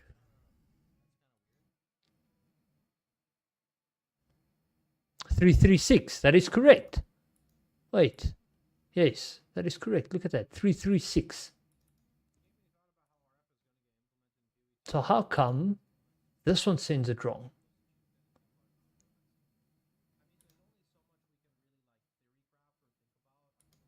This is sus. The fuck? It didn't even send anything this time. Unless... No, it can't be that the port's held up or something.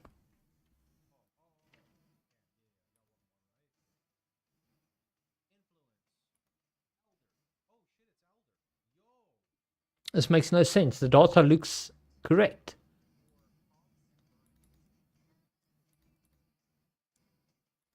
But I'm not getting anything on the buffer.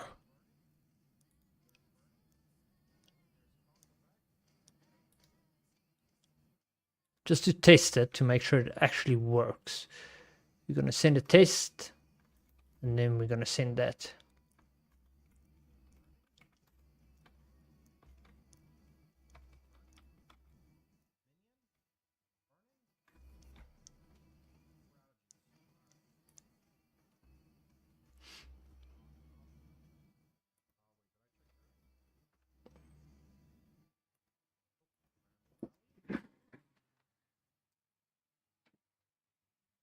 So we're getting the test, but we're getting nothing in between. This is super weird.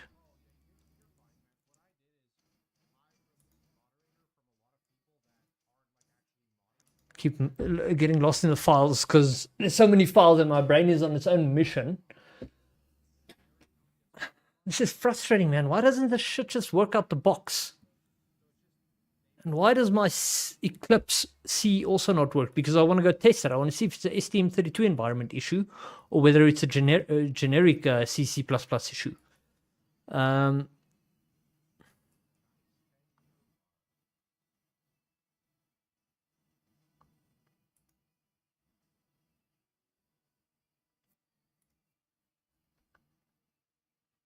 also want to check what data type this actually expects. 8, yes. A buffer of a few into 8T.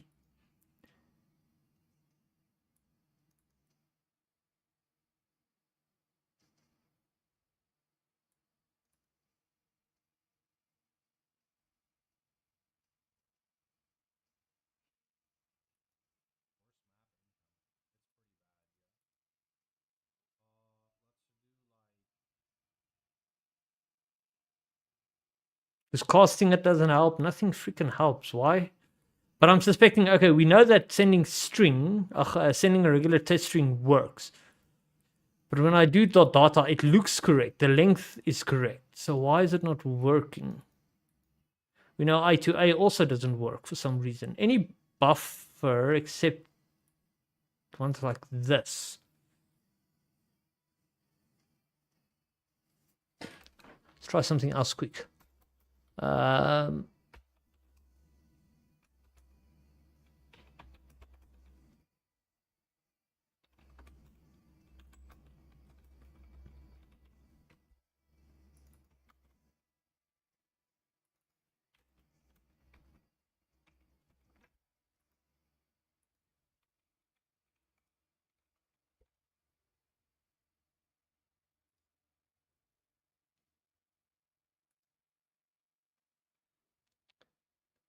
Wait for the port to become available, clear the buffer,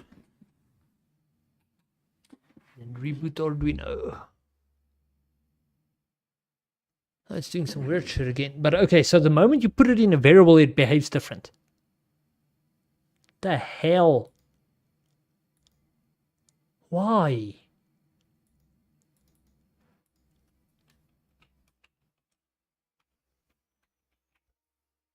To try a different type of pointer variable. See if this makes a difference.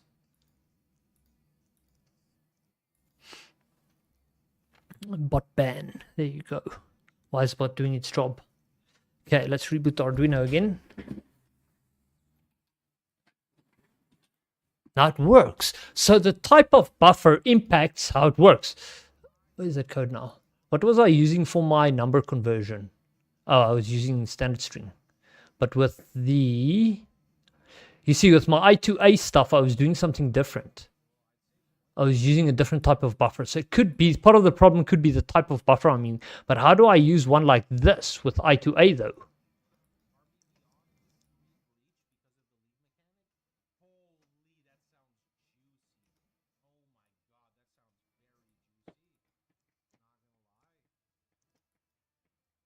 Because the thing is, your buffer has to have the correct size when you initialize it. When you copy into it using i2c.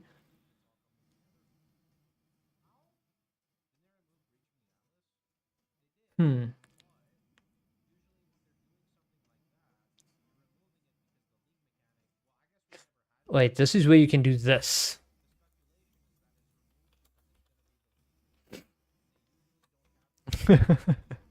Techno, you're in trouble. Kiwi's gonna give you a hiding. Okay, so we create one of length 4. Can I do this? It allows it.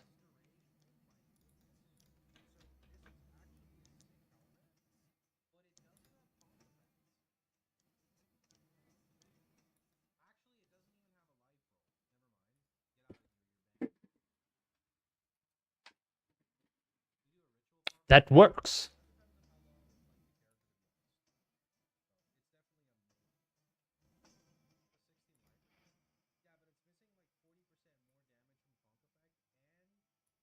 Oh man, it can't be the buffer type. Hold on. This is... No. Make it a big one. And we're going to do the following. i2c.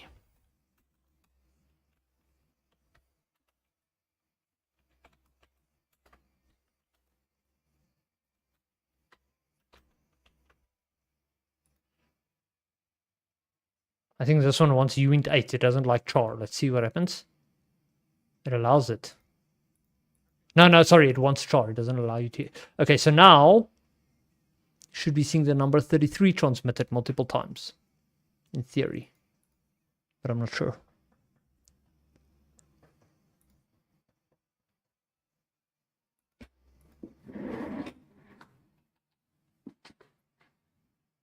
Aha, you see, there's a problem. So we do see the 33, but it's sending other... It looks like at least one character with every 33. Wait, did I make a number mistake? That could be me. Oh, I told it the string's length 4, but the string is length 2. That is definitely me. But we don't have to do... We can do strlen. Oops. String length 4 test str. String length not found. Which one included string again? String length. Standard lib?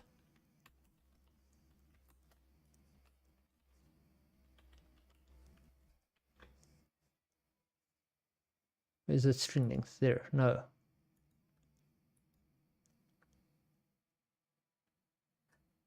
What? What do you mean no?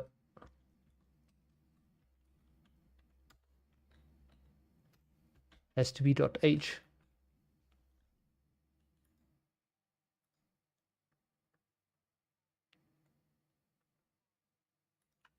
What's this? I think this was strings.h.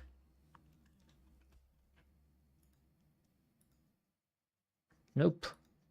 Where does string length come from again? Wait, was it standard IO?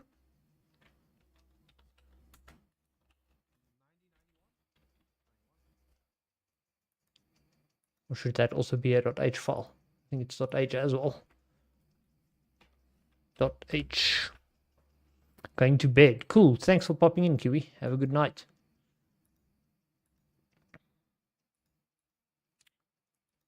That is defined in header C string. Thank you. Why did I not see that earlier? No. Like so. I can remove those two. Now it should build, hopefully. Nope. What the hell?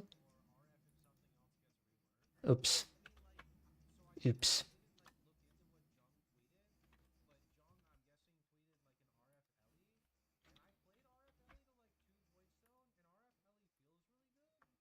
There we go.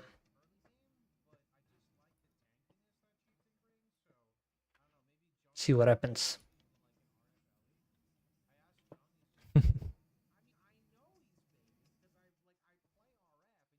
Oh, it's running. Arduino, this one. Let's clear this. It works. Why didn't it work before? Did I do wrong casting? I think this casting that I did here, this USB send casting, was where I fucked up. I think C to C++ casting might behave a bit weird. But it works now.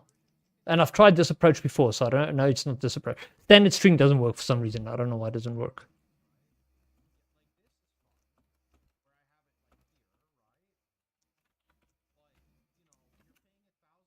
Okay. But we got somewhere. Okay, cool. I'm going to go make coffee quick.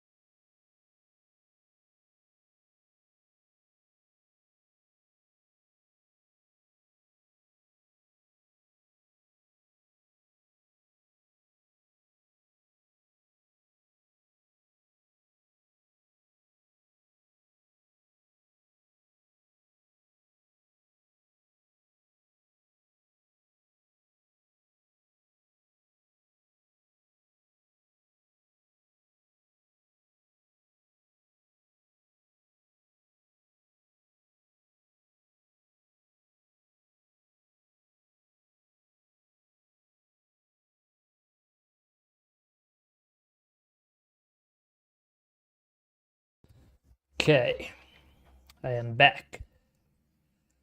Now we actually get to code. So since that works now, we're going to replicate that. So I'm going to put my vape and everything aside.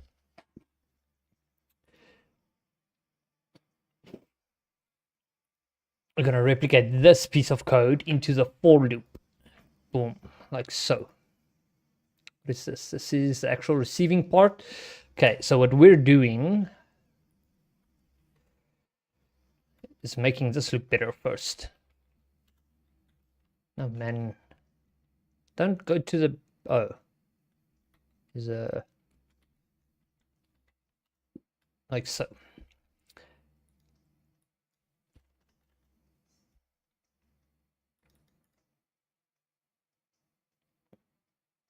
There's a refactor option.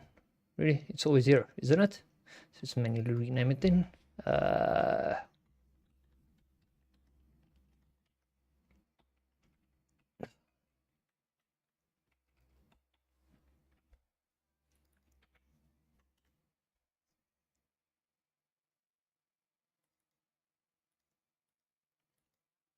Okay, so here's what we need to do. We need to read the value from big buff at the current index, which is I. But then we need to append. So we're going to go string cat. Now, I can't remember if this requires standard prefix. I don't think. And then it's destination, which is converted num, because it's going to be big enough to hold more information. And we're going to append a comma.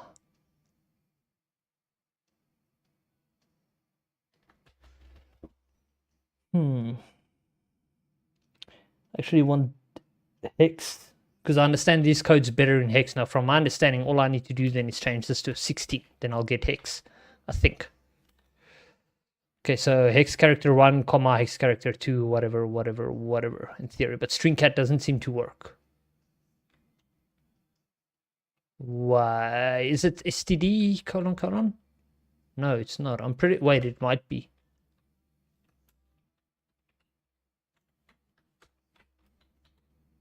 I think that's it. I could be wrong. It's just bold. No, it doesn't bold. Which one doesn't? Oh. Oh, wait, which one's constant? Because this can't be constant. Are you gonna make me cast this?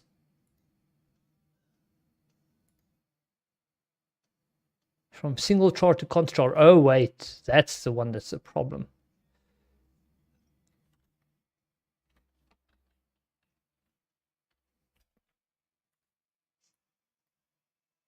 Silly goose. Okay, so we concatenate the value, put a comma, and then we send it over serial.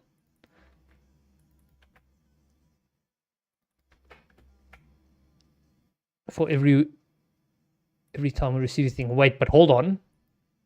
At the end of this, I want to send a new line character.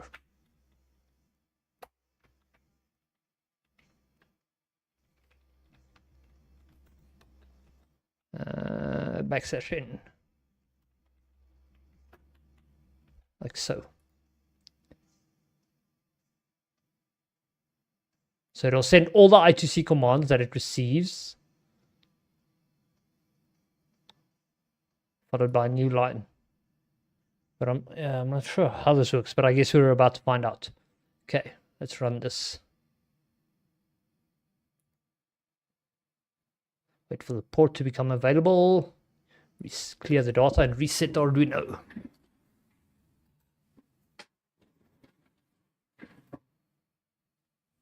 That cannot be right. What did I mess up? Did I forget about something? I don't have any code I forgot somewhere. That. I forgot to rip this out, but I didn't see anything else other than this. Nope, I don't see shit.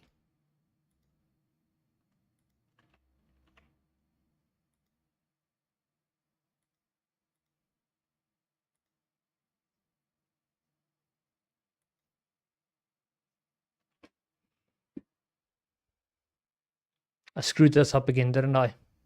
It's not the destination first. No, it's not. So I got it right. The number first, then the destination. But I said hex. Let's just change this back to decimal, see if that makes a difference. And then we concatenate the comma and send it. Combined with a new line.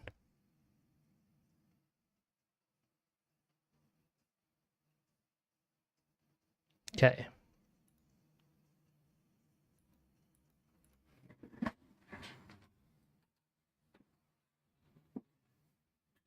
$0.80. Hell no, that can't be all it sends.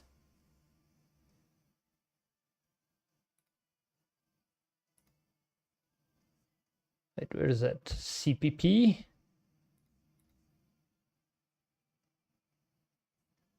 Last time I checked, this buffer was like 800 in size.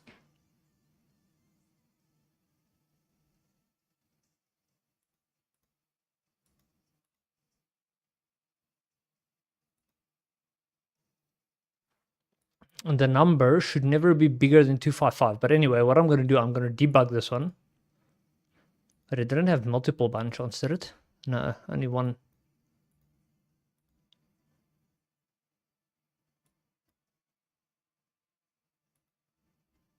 Put a breakpoint over here.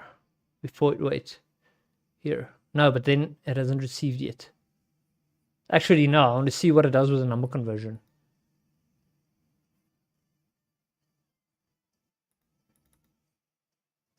Why does it have a line through it? What does that mean?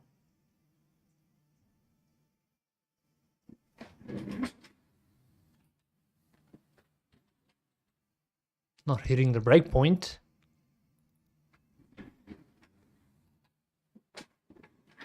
I guess that's what the line means. It's not working. Why is it not working? Project builds. Hit the debug button. It hits that, so it seems to be working to me. Did I disable breakpoint somehow or some shit?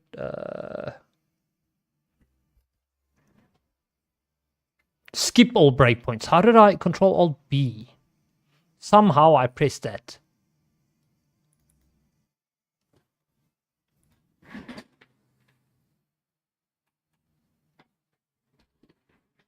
Okay, so it hits our breakpoint. 0, comma. Wait, but that's what I wanted to see, data length. Look at that, 800.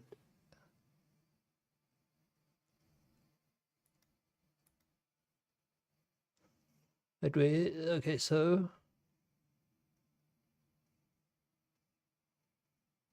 there's definitely a bunch of values in there. Unless something breaks. Let's just step over. Step over. Step over. It's continuing. And they're all zeros though. Well, that one's a 0.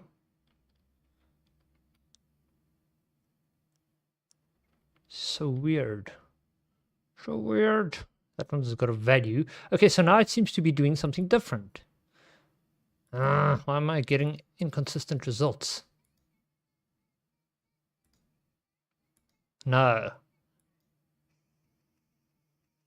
That's interesting. So according to this thing, it's actually sending me multiple, but I'm only receiving 2. But why?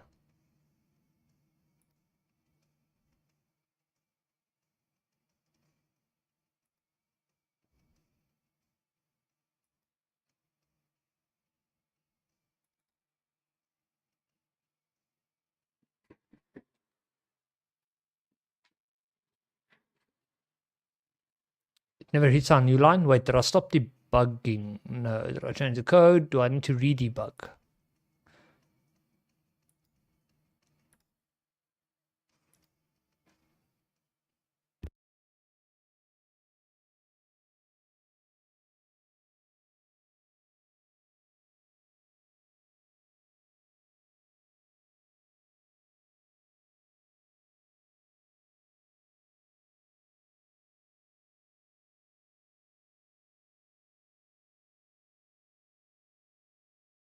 Now it hit it. And that's all it sent. Well, I don't even know. That's from previous command. It's like it's not sending the other numbers, but why? But why?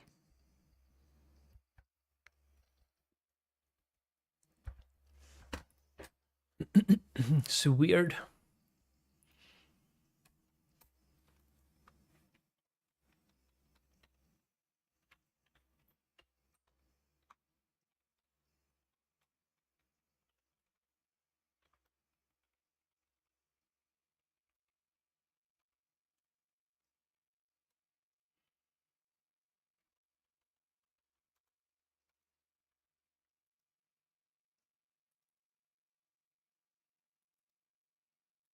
Come on. But actually, no, that's fine. We can leave that breakpoint there.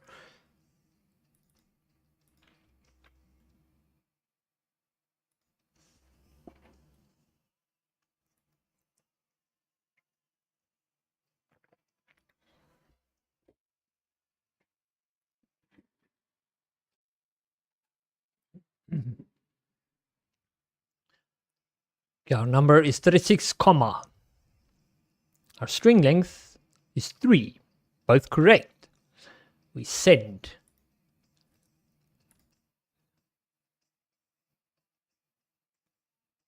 That was a 3, right? I did not receive a 3. Wait, did I read this? Hold up. Something wrong. Unless this thing's got the wrong port. But no, it's receiving stuff. So let's just ignore that. Tell it to resume for now. Clear this again.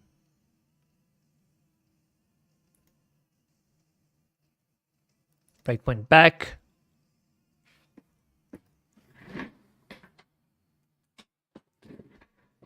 Okay. Didn't hit the breakpoint though. Why? Didn't do anything there either. The device must have frozen up or some shit. I don't know what this is, but there's definitely something going wrong. It could be a memory leak. I mean, it could be just my bad code causing the thing to run out of memory. I don't know. Okay. It's the breakpoint. The first number is 0. We don't see anything here yet. Correct. So now once we resume once, we should see one number pop up. We do not though. Why?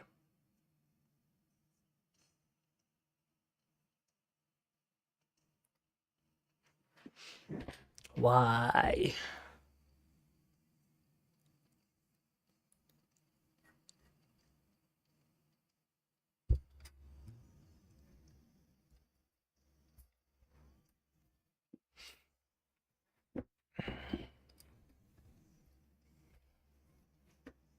I don't know why it's not working. It's kind of annoying though.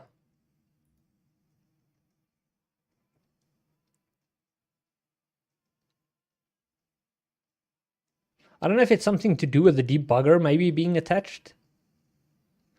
Unless instead of sending every time, it could be that it's happening too quick. The USB can't keep up. So I'm thinking we create a big buffer, we add it in there, and then we send it. Gonna have to be a very big buffer though. 5 times the number of commands I received. So I saw about 800. So if we make it 5 times, let's call it 5K. That's going to be a big buffer, which I guess is fine for now. Actually, let's declare it in here. Uint 8. Oh, no, let's make it a char buffer. Char star. What shall we call this? The hex read buffer. Wait, equals new char.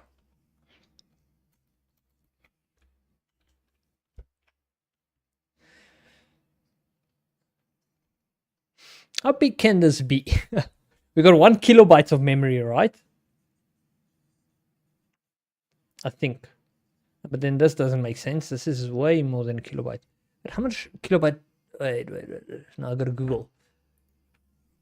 STM32F401 CCU6 memory. RAM actually is what I should be saying.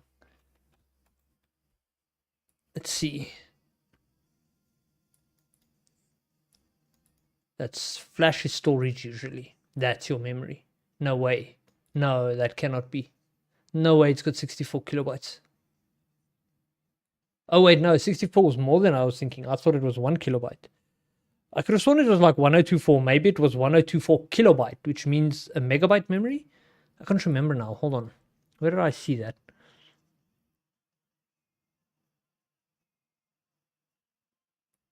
$64K. Everybody's saying times 8 nocals. So, no, I shouldn't be too shy with the memory. It's not an Arduino.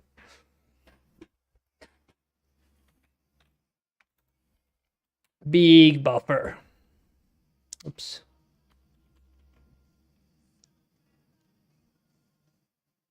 Okay, but now we do converted num i2a, and then we concatenate it into the big buffer. Well, first concatenate the comma yes. Ah.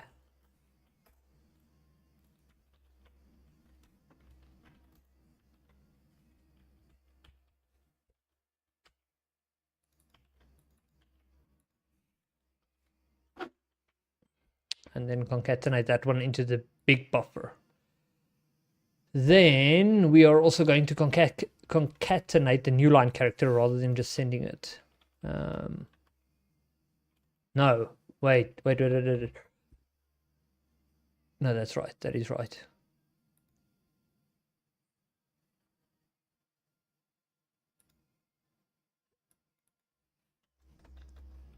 Comma.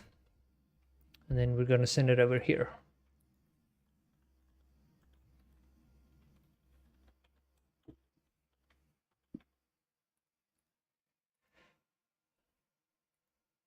No. I'm doing something wrong with the comma. I want the new line. That's my bad. New line. No longer USB sending here.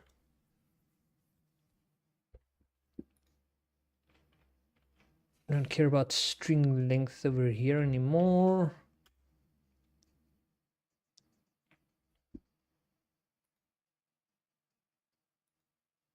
Okay, so let's think. In the loop, you get every character.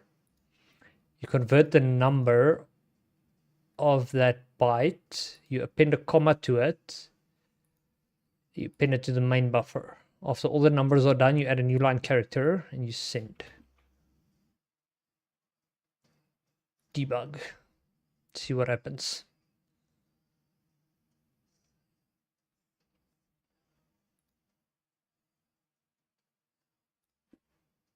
Clear that.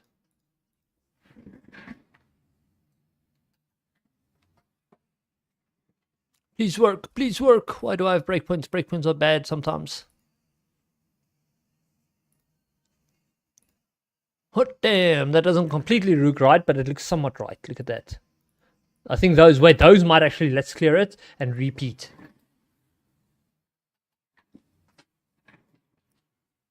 Hitting a breakpoint again. Wait, no, it breaks the first time. This breaking is something that happened. When did it happen? When my buffer was too small, when I wasn't reading correctly or something.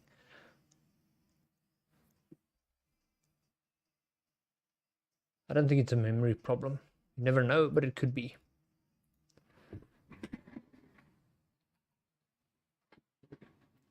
Okay, no, so it does send gibberish by default. Why? But why?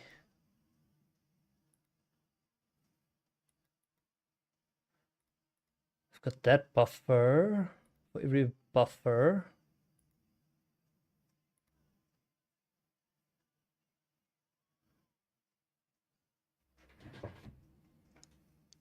Shouldn't I be doing this? No. I'm getting numbers in many cases. I'm trying to figure out what this weird info is I'm getting before the numbers.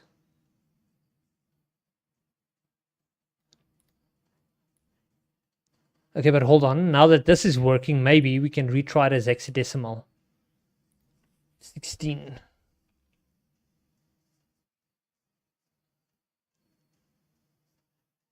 Let's just run it, not debug.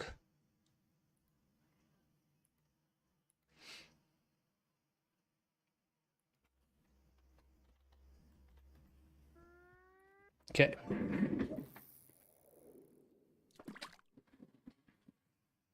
Okay, so these are hex numbers. Okay, so I recognize the AE, the D5, the 80, the A8. These I recognize. They're always prefixed by 0, so that 0 makes sense. Here's my Kate document here. There's our D5, A6, A4, 81, DA, I mean. DA, A0, D3. Those are all the commands we're expecting to see. But I'm seeing a whole bunch of other crap here as well. I don't know where that comes from. What else would you receive via this communication? Because where does this come from is what I want to know. My commands only seem to start over here. 80, A8. No, is that? Yeah, that's at A8. Let's compare. The best way is probably using Kate.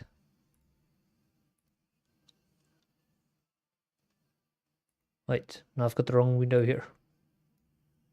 Do I? No, this was the right window.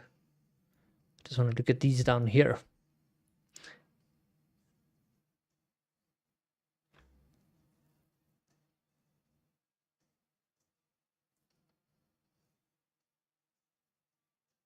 I'm trying to see where the AE is. Am I blind? I know there's an AE, I just don't see it.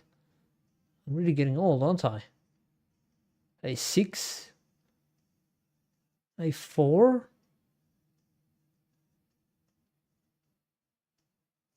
I don't think in their example they used AE. Hold up. No AE in here. They didn't use AE in their example. So it's AE, then D5, which is set oscillator frequency, followed by the value. Wait, where's it now? D5 followed by 80, which is the recommended ratio. That's correct. Then it's A8, which is set mux rate, followed by 0. Wait, where is that thing now? No way, it's followed by 0. Set mux rate should be followed by 65, the number 65. But I'm not seeing it here. Unless I'm doing something wrong with the reading. Hold on, but it sent a whole big one. Let's see further if the pattern repeats.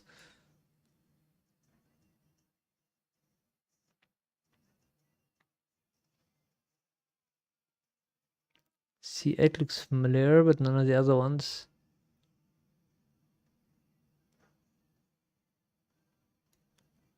What's happening here?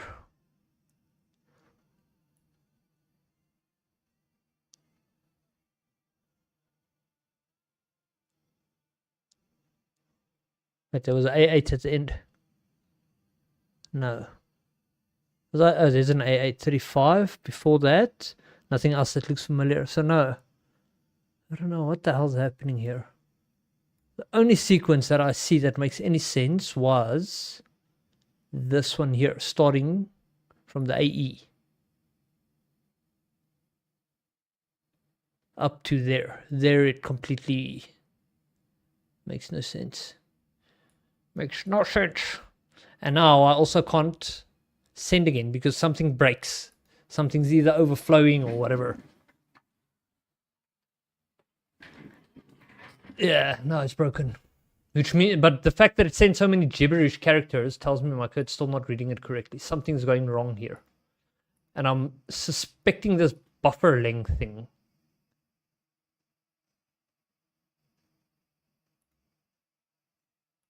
I'm going to do the following.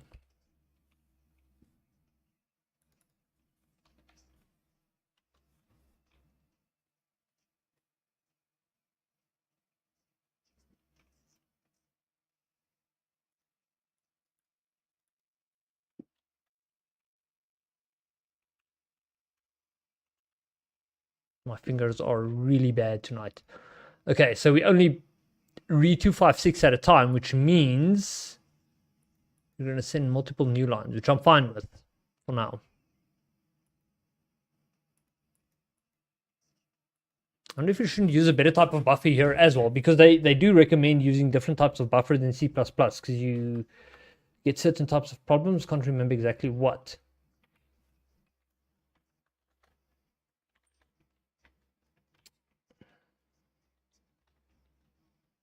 i2c.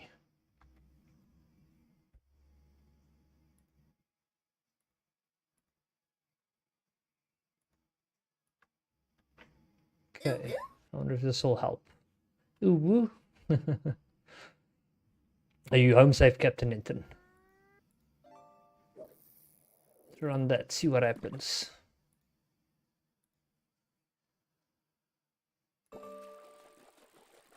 Okay.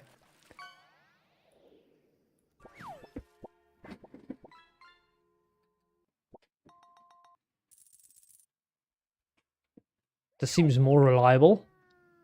Still sends a bunch of weird shit, but it seems more reliable. No gibberish characters. But it only sent once. Oh, but I forgot to tell this thing no new line. We do have new lines. Let's clear this. No, but you see, it stopped sending again after the first time by my guess, because something's broken. I'm doing something wrong. And I'm suspecting it's something to do with this. Like this thing doesn't read. Hold on a second. And shit, this buffer can't be that big anymore. We can probably reduce its size. Back down to 5, like half its size at least. I don't really care for that.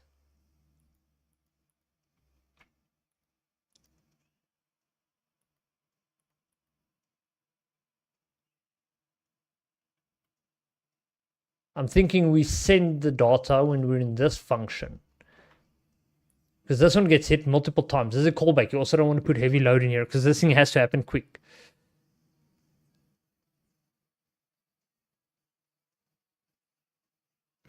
I think that's what's happening. The USB send is slowing down any subsequent commands being sent, which causes something to break in this function. Like or actually the function triggers so many times while the USB is being sent, it's queuing up more commands to be sent, and it overloads the buffer of the USB somehow and fucks it up. I think that's what's happening. I'm sending too much data too fast. Glad you're home. But yeah, I think that's what's happening. I'm overloading my USB buffer. Let's clear this again.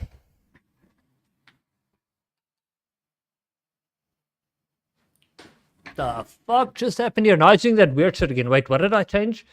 I changed nothing though. I didn't change the buffer size. I changed that size. That can't be it, can it? No way that can be it. It's the fact that I changed the buffer size.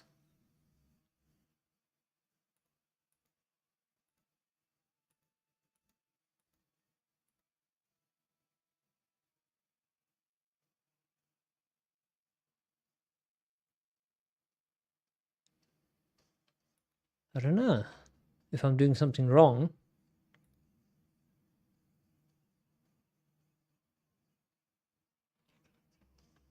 I mean, every time it hits this thing should be cleared. Something weird happening here.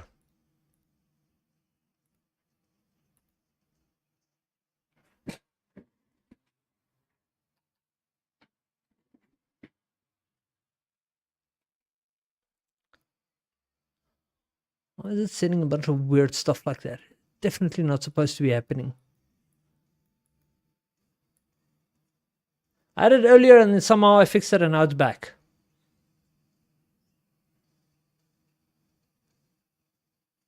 But yeah, it won't send again, would it? No, in this case it does not send again, so it also breaks.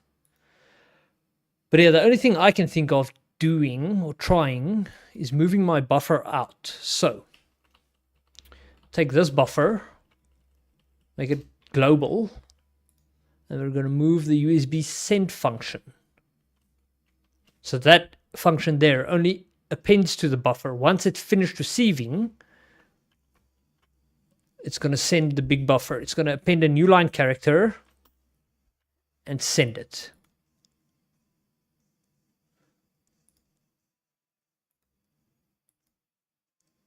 Let's try that. See if we get better results. Hey, what you gonna do, Captain Ed, and play some games? Or chill?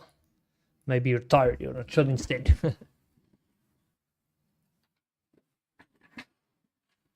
Ha! That looks so much more reliable. However, I still don't recognize a bunch of this shit. Sheesh. How come is it sending so much data over the i2c? Sheesh.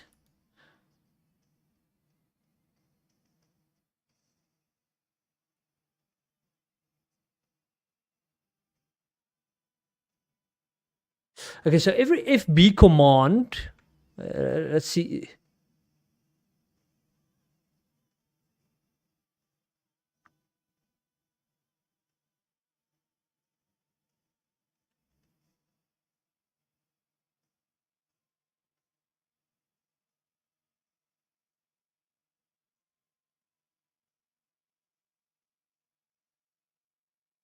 Do you see any 40s in here?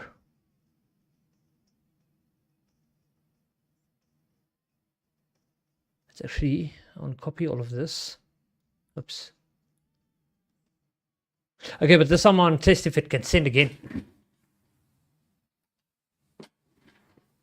No, okay, so it still breaks in that regard. It's something fucks out, and I'm thinking it's the USB.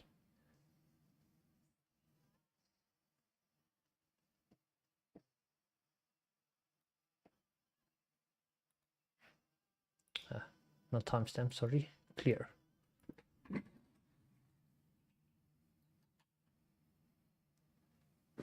Yeah, no. Once it breaks, or once it's sent once, it's broken. It won't send again. Well, we can reset the chip.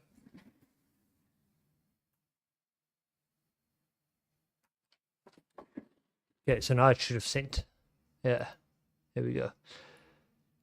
Also, previously it ended with an E, now it does not. It's weird. But yeah, I'm going to copy this out. I'm going to check some stuff here. Because I think some of this might actually, maybe it is correct. I don't know. It's just weird, some of this. I'm going to have to check through the data sheet to compare commands.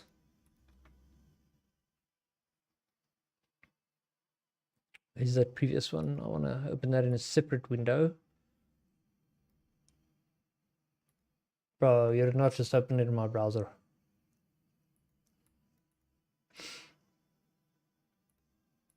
Okay, so FB is definitely not on this list. What I'm looking for is commands like the other one, D5. So let's start with D5. D5. Holy shit, where's the first instance of it? Normally it shows all the instances down here. No way, it only has those two instances, does it? That's the one I'm looking for. That there is definitely not correct.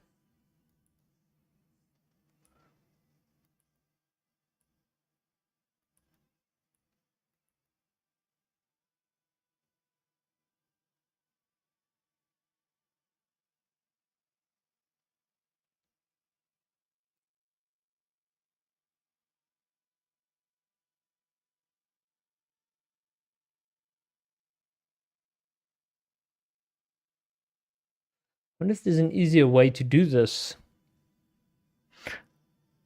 Because I'm starting to suspect that something's going wrong with the reading process here. So when I do slave receive, I think something's going wrong here. I honestly don't know how many characters Arduino would send, but I don't think it would be that much. Like if you go look at the initialization functions, it does not send that many commands. No way it sends that many commands. So why is this breaking? How many commands do we expect roundabout? 1, 2, 3, 4, 5, 6, 7, 8, 9, 10. No, but if the buffer is too small, I don't know if that's going to make a difference though.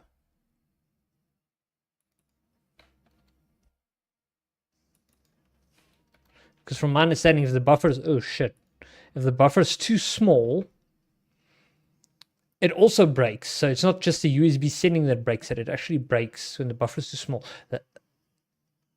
Maybe that's why it broke in the previous run as well.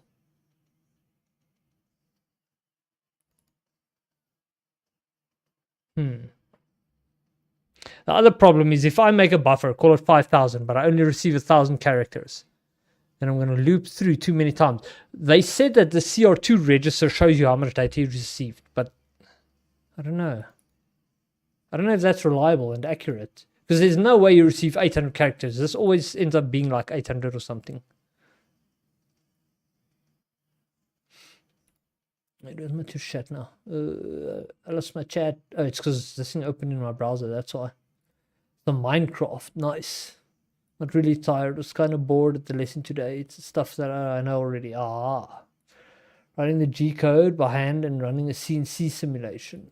I don't know G codes by hand. Like I recognize G codes when I see them, and some of them I've worked with enough that I'd say like, okay, that one I know. But like I'm so used to the machines doing it all for me.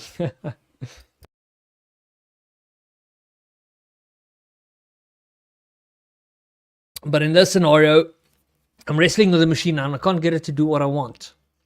Or it's behaving inconsistently.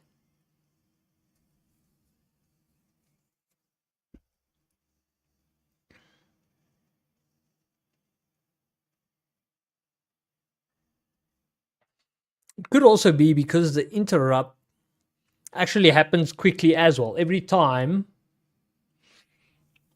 the Arduino disconnects and reconnects, it's going to cause this main function, this callback, to trigger. Which, once it's finished receiving the data, it's going to trigger this one. That could be happening so fast that the USB doesn't get a chance to send all the data. In between receives, and then it also blocks it out. Okay, but hold on. What's the i2c speed? 10 kilohertz, if I remember correctly. How much is the USB? That was 12 megabit. Hold on, what's the difference? 12 megabit. Does that mean 12 kilohertz? Wait. A bit. 1,000 bits is not a byte. So 12 megabits, you still got to divide by 8. 1.5 megabyte. But we still don't know what speed that is in frequency. What's the USB frequency? I think it's normally like 400 megahertz or some shit. It's very, very fast, but the STM32 runs at a limited speed. How do we know that? Well, it's 12 kilobit per... No, 12 megabit. No. Now I'm confusing myself. Baud rate. 9600 means 9600 bits per second. But the USB is megabit. Let me just double check that. Where's the i2c file? No, not there. Hold up. It's up here. Connectivity. USB. 12 megabit. So it's 12,000 bits per second. So you could say its frequency is 12 kilohertz in theory, because every bit is one wave form, one square wave.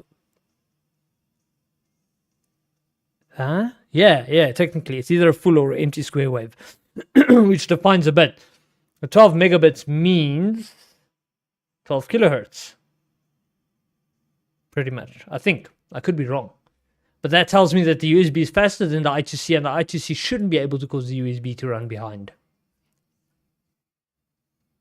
But that's not entirely true. The i2c accumulates a larger amount of data before it actually sends it. No, I don't know. I'm thinking the USB should be able to outrun the i2c speed, but I guess that's not the case. Unless that's not why it's breaking. Let's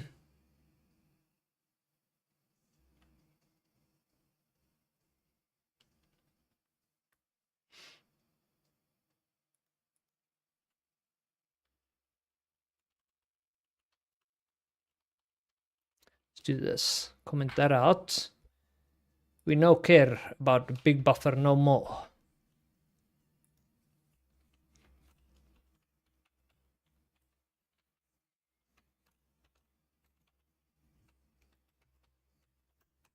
Oops.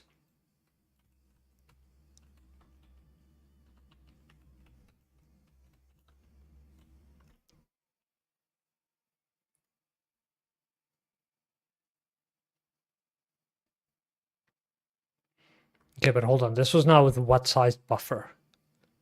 A 50. It's a tiny one, right?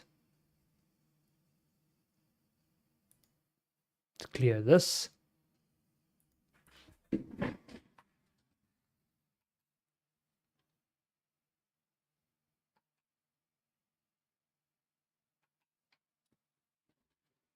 So it successfully sends every time I transmit, so it works. So we could do this and make this new line, make it 5 long. So it doesn't freeze up until I start actually using the big buffer and USB. I think it's USB that breaks it somehow. No, but it can't. It's USB combined with a big buffer, maybe.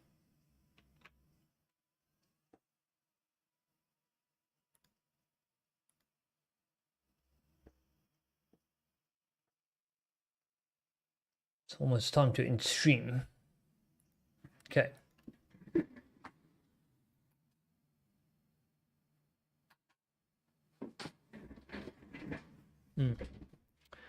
So yeah, it does seem to work perfectly fine now.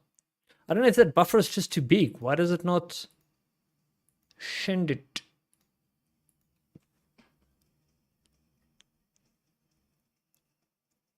Also, the i2c isn't freezing. Usually with a small buffer, it used to give me a hard time. Or at least with the one-sized buffer, it gave me a hard time.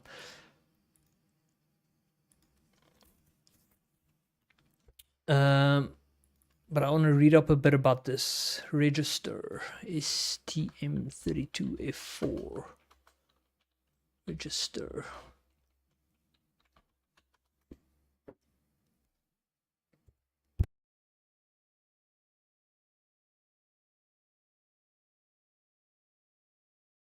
So the website that I got that from was clearly very wrong. That's why I'm always reading the wrong or not reading the correct data.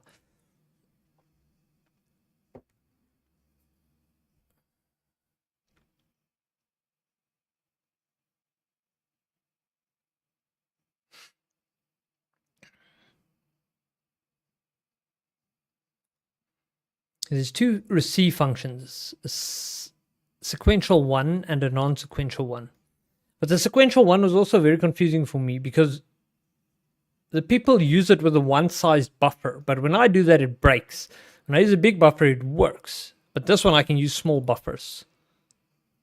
And I don't know if that's what I should actually be doing. I think, I don't know. Shit, man. Hold up. Let's do this.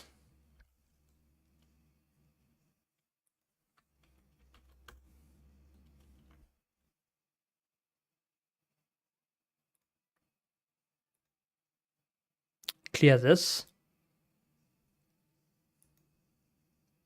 Okay, device available. Okay, but now it doesn't send. So you see, when you change the buffer to a size that small, it breaks it completely. Even though it's sequential. Or did I do something else wrong here? I didn't fuck something else up, so no.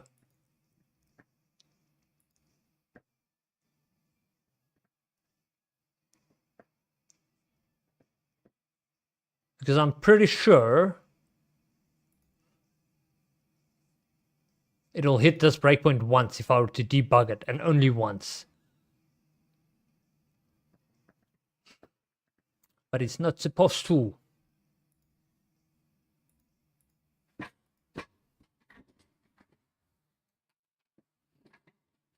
Okay, it hits it. Let's resume. doesn't hit it again. That's correct. So the moment you make a tiny buffer like that, for some reason it breaks. And I'm curious, what happens if I just make it one bigger?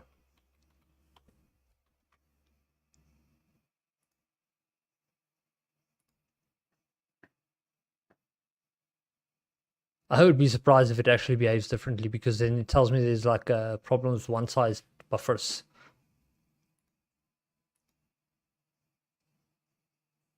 Wait, where did I want to put the... Oh yeah, I wanted to see if it hits this multiple times. Let's actually just look here if we receive anything.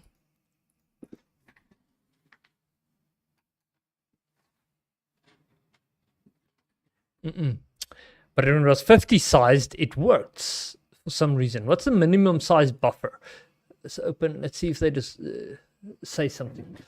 Control receive in slave mode an amount of data in non-blocking mode with interrupt. Sequentially receive. The interface allows you to manage repeated start condition when a direction change during what? Interface allowed to manage repeated start condition when a direction change during transfer.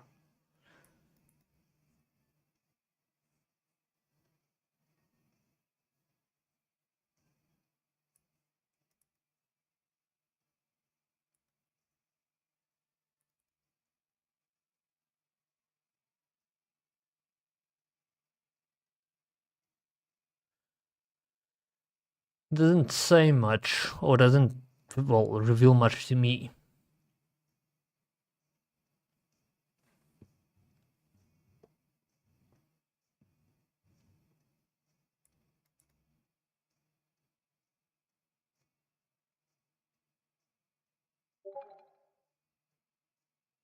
Why do I get double Discord audio? It's the second time I've noticed that.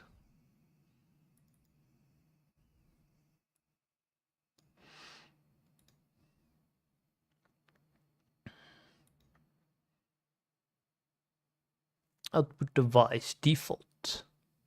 How can I make it, force it to make a sound? There's a test button. Do you have a test button? There's a mic test.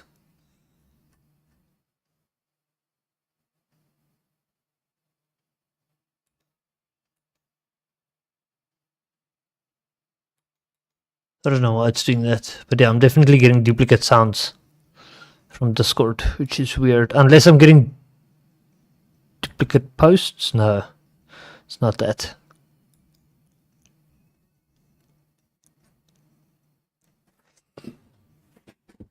The Path of Exile channel has been a bit crazy with all their posts, by the looks of it.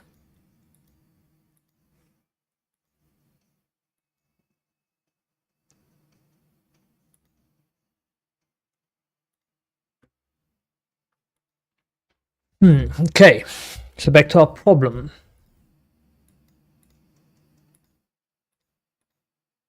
Can't use tiny buffers, have no idea how much data I'm receiving. If I use big buffers, I could be reading data incorrectly.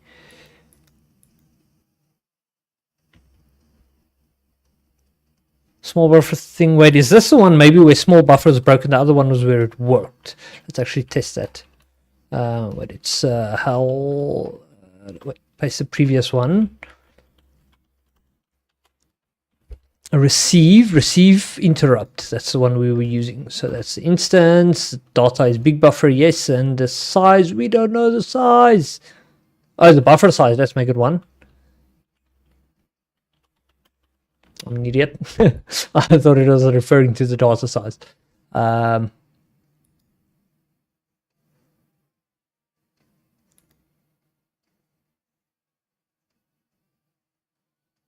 not sure if this is going to work. But let's figure it out.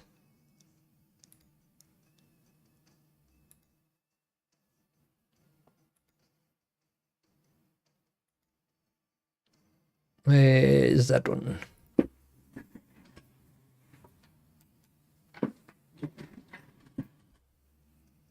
I doubt it worked. I would assume it only hit this breakpoint once and never hit it a second time.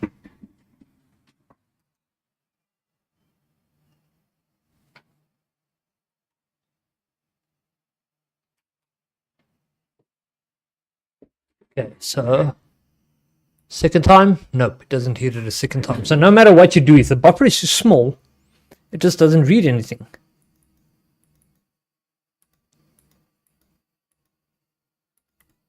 I don't actually see what this does. Where does it get that data from?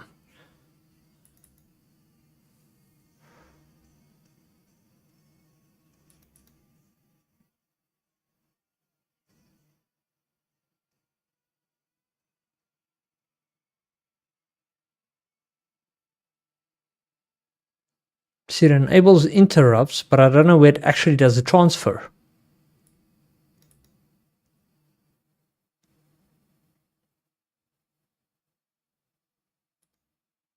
I assume all it does is it tells it, hey, here's my buffer. When you're done, trigger the interrupt, and at that point the buffer has data in it. No. Because the function call fills it with data, so it has to happen in here.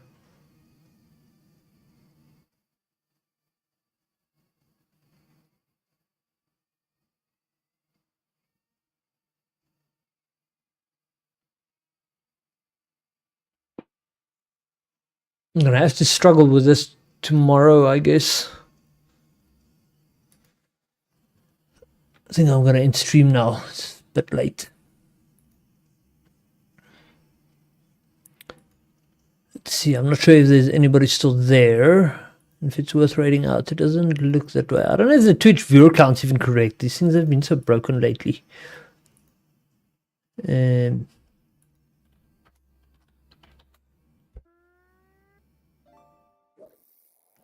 Well, me fishing did not change the viewer count, so I don't know. I don't know how this works.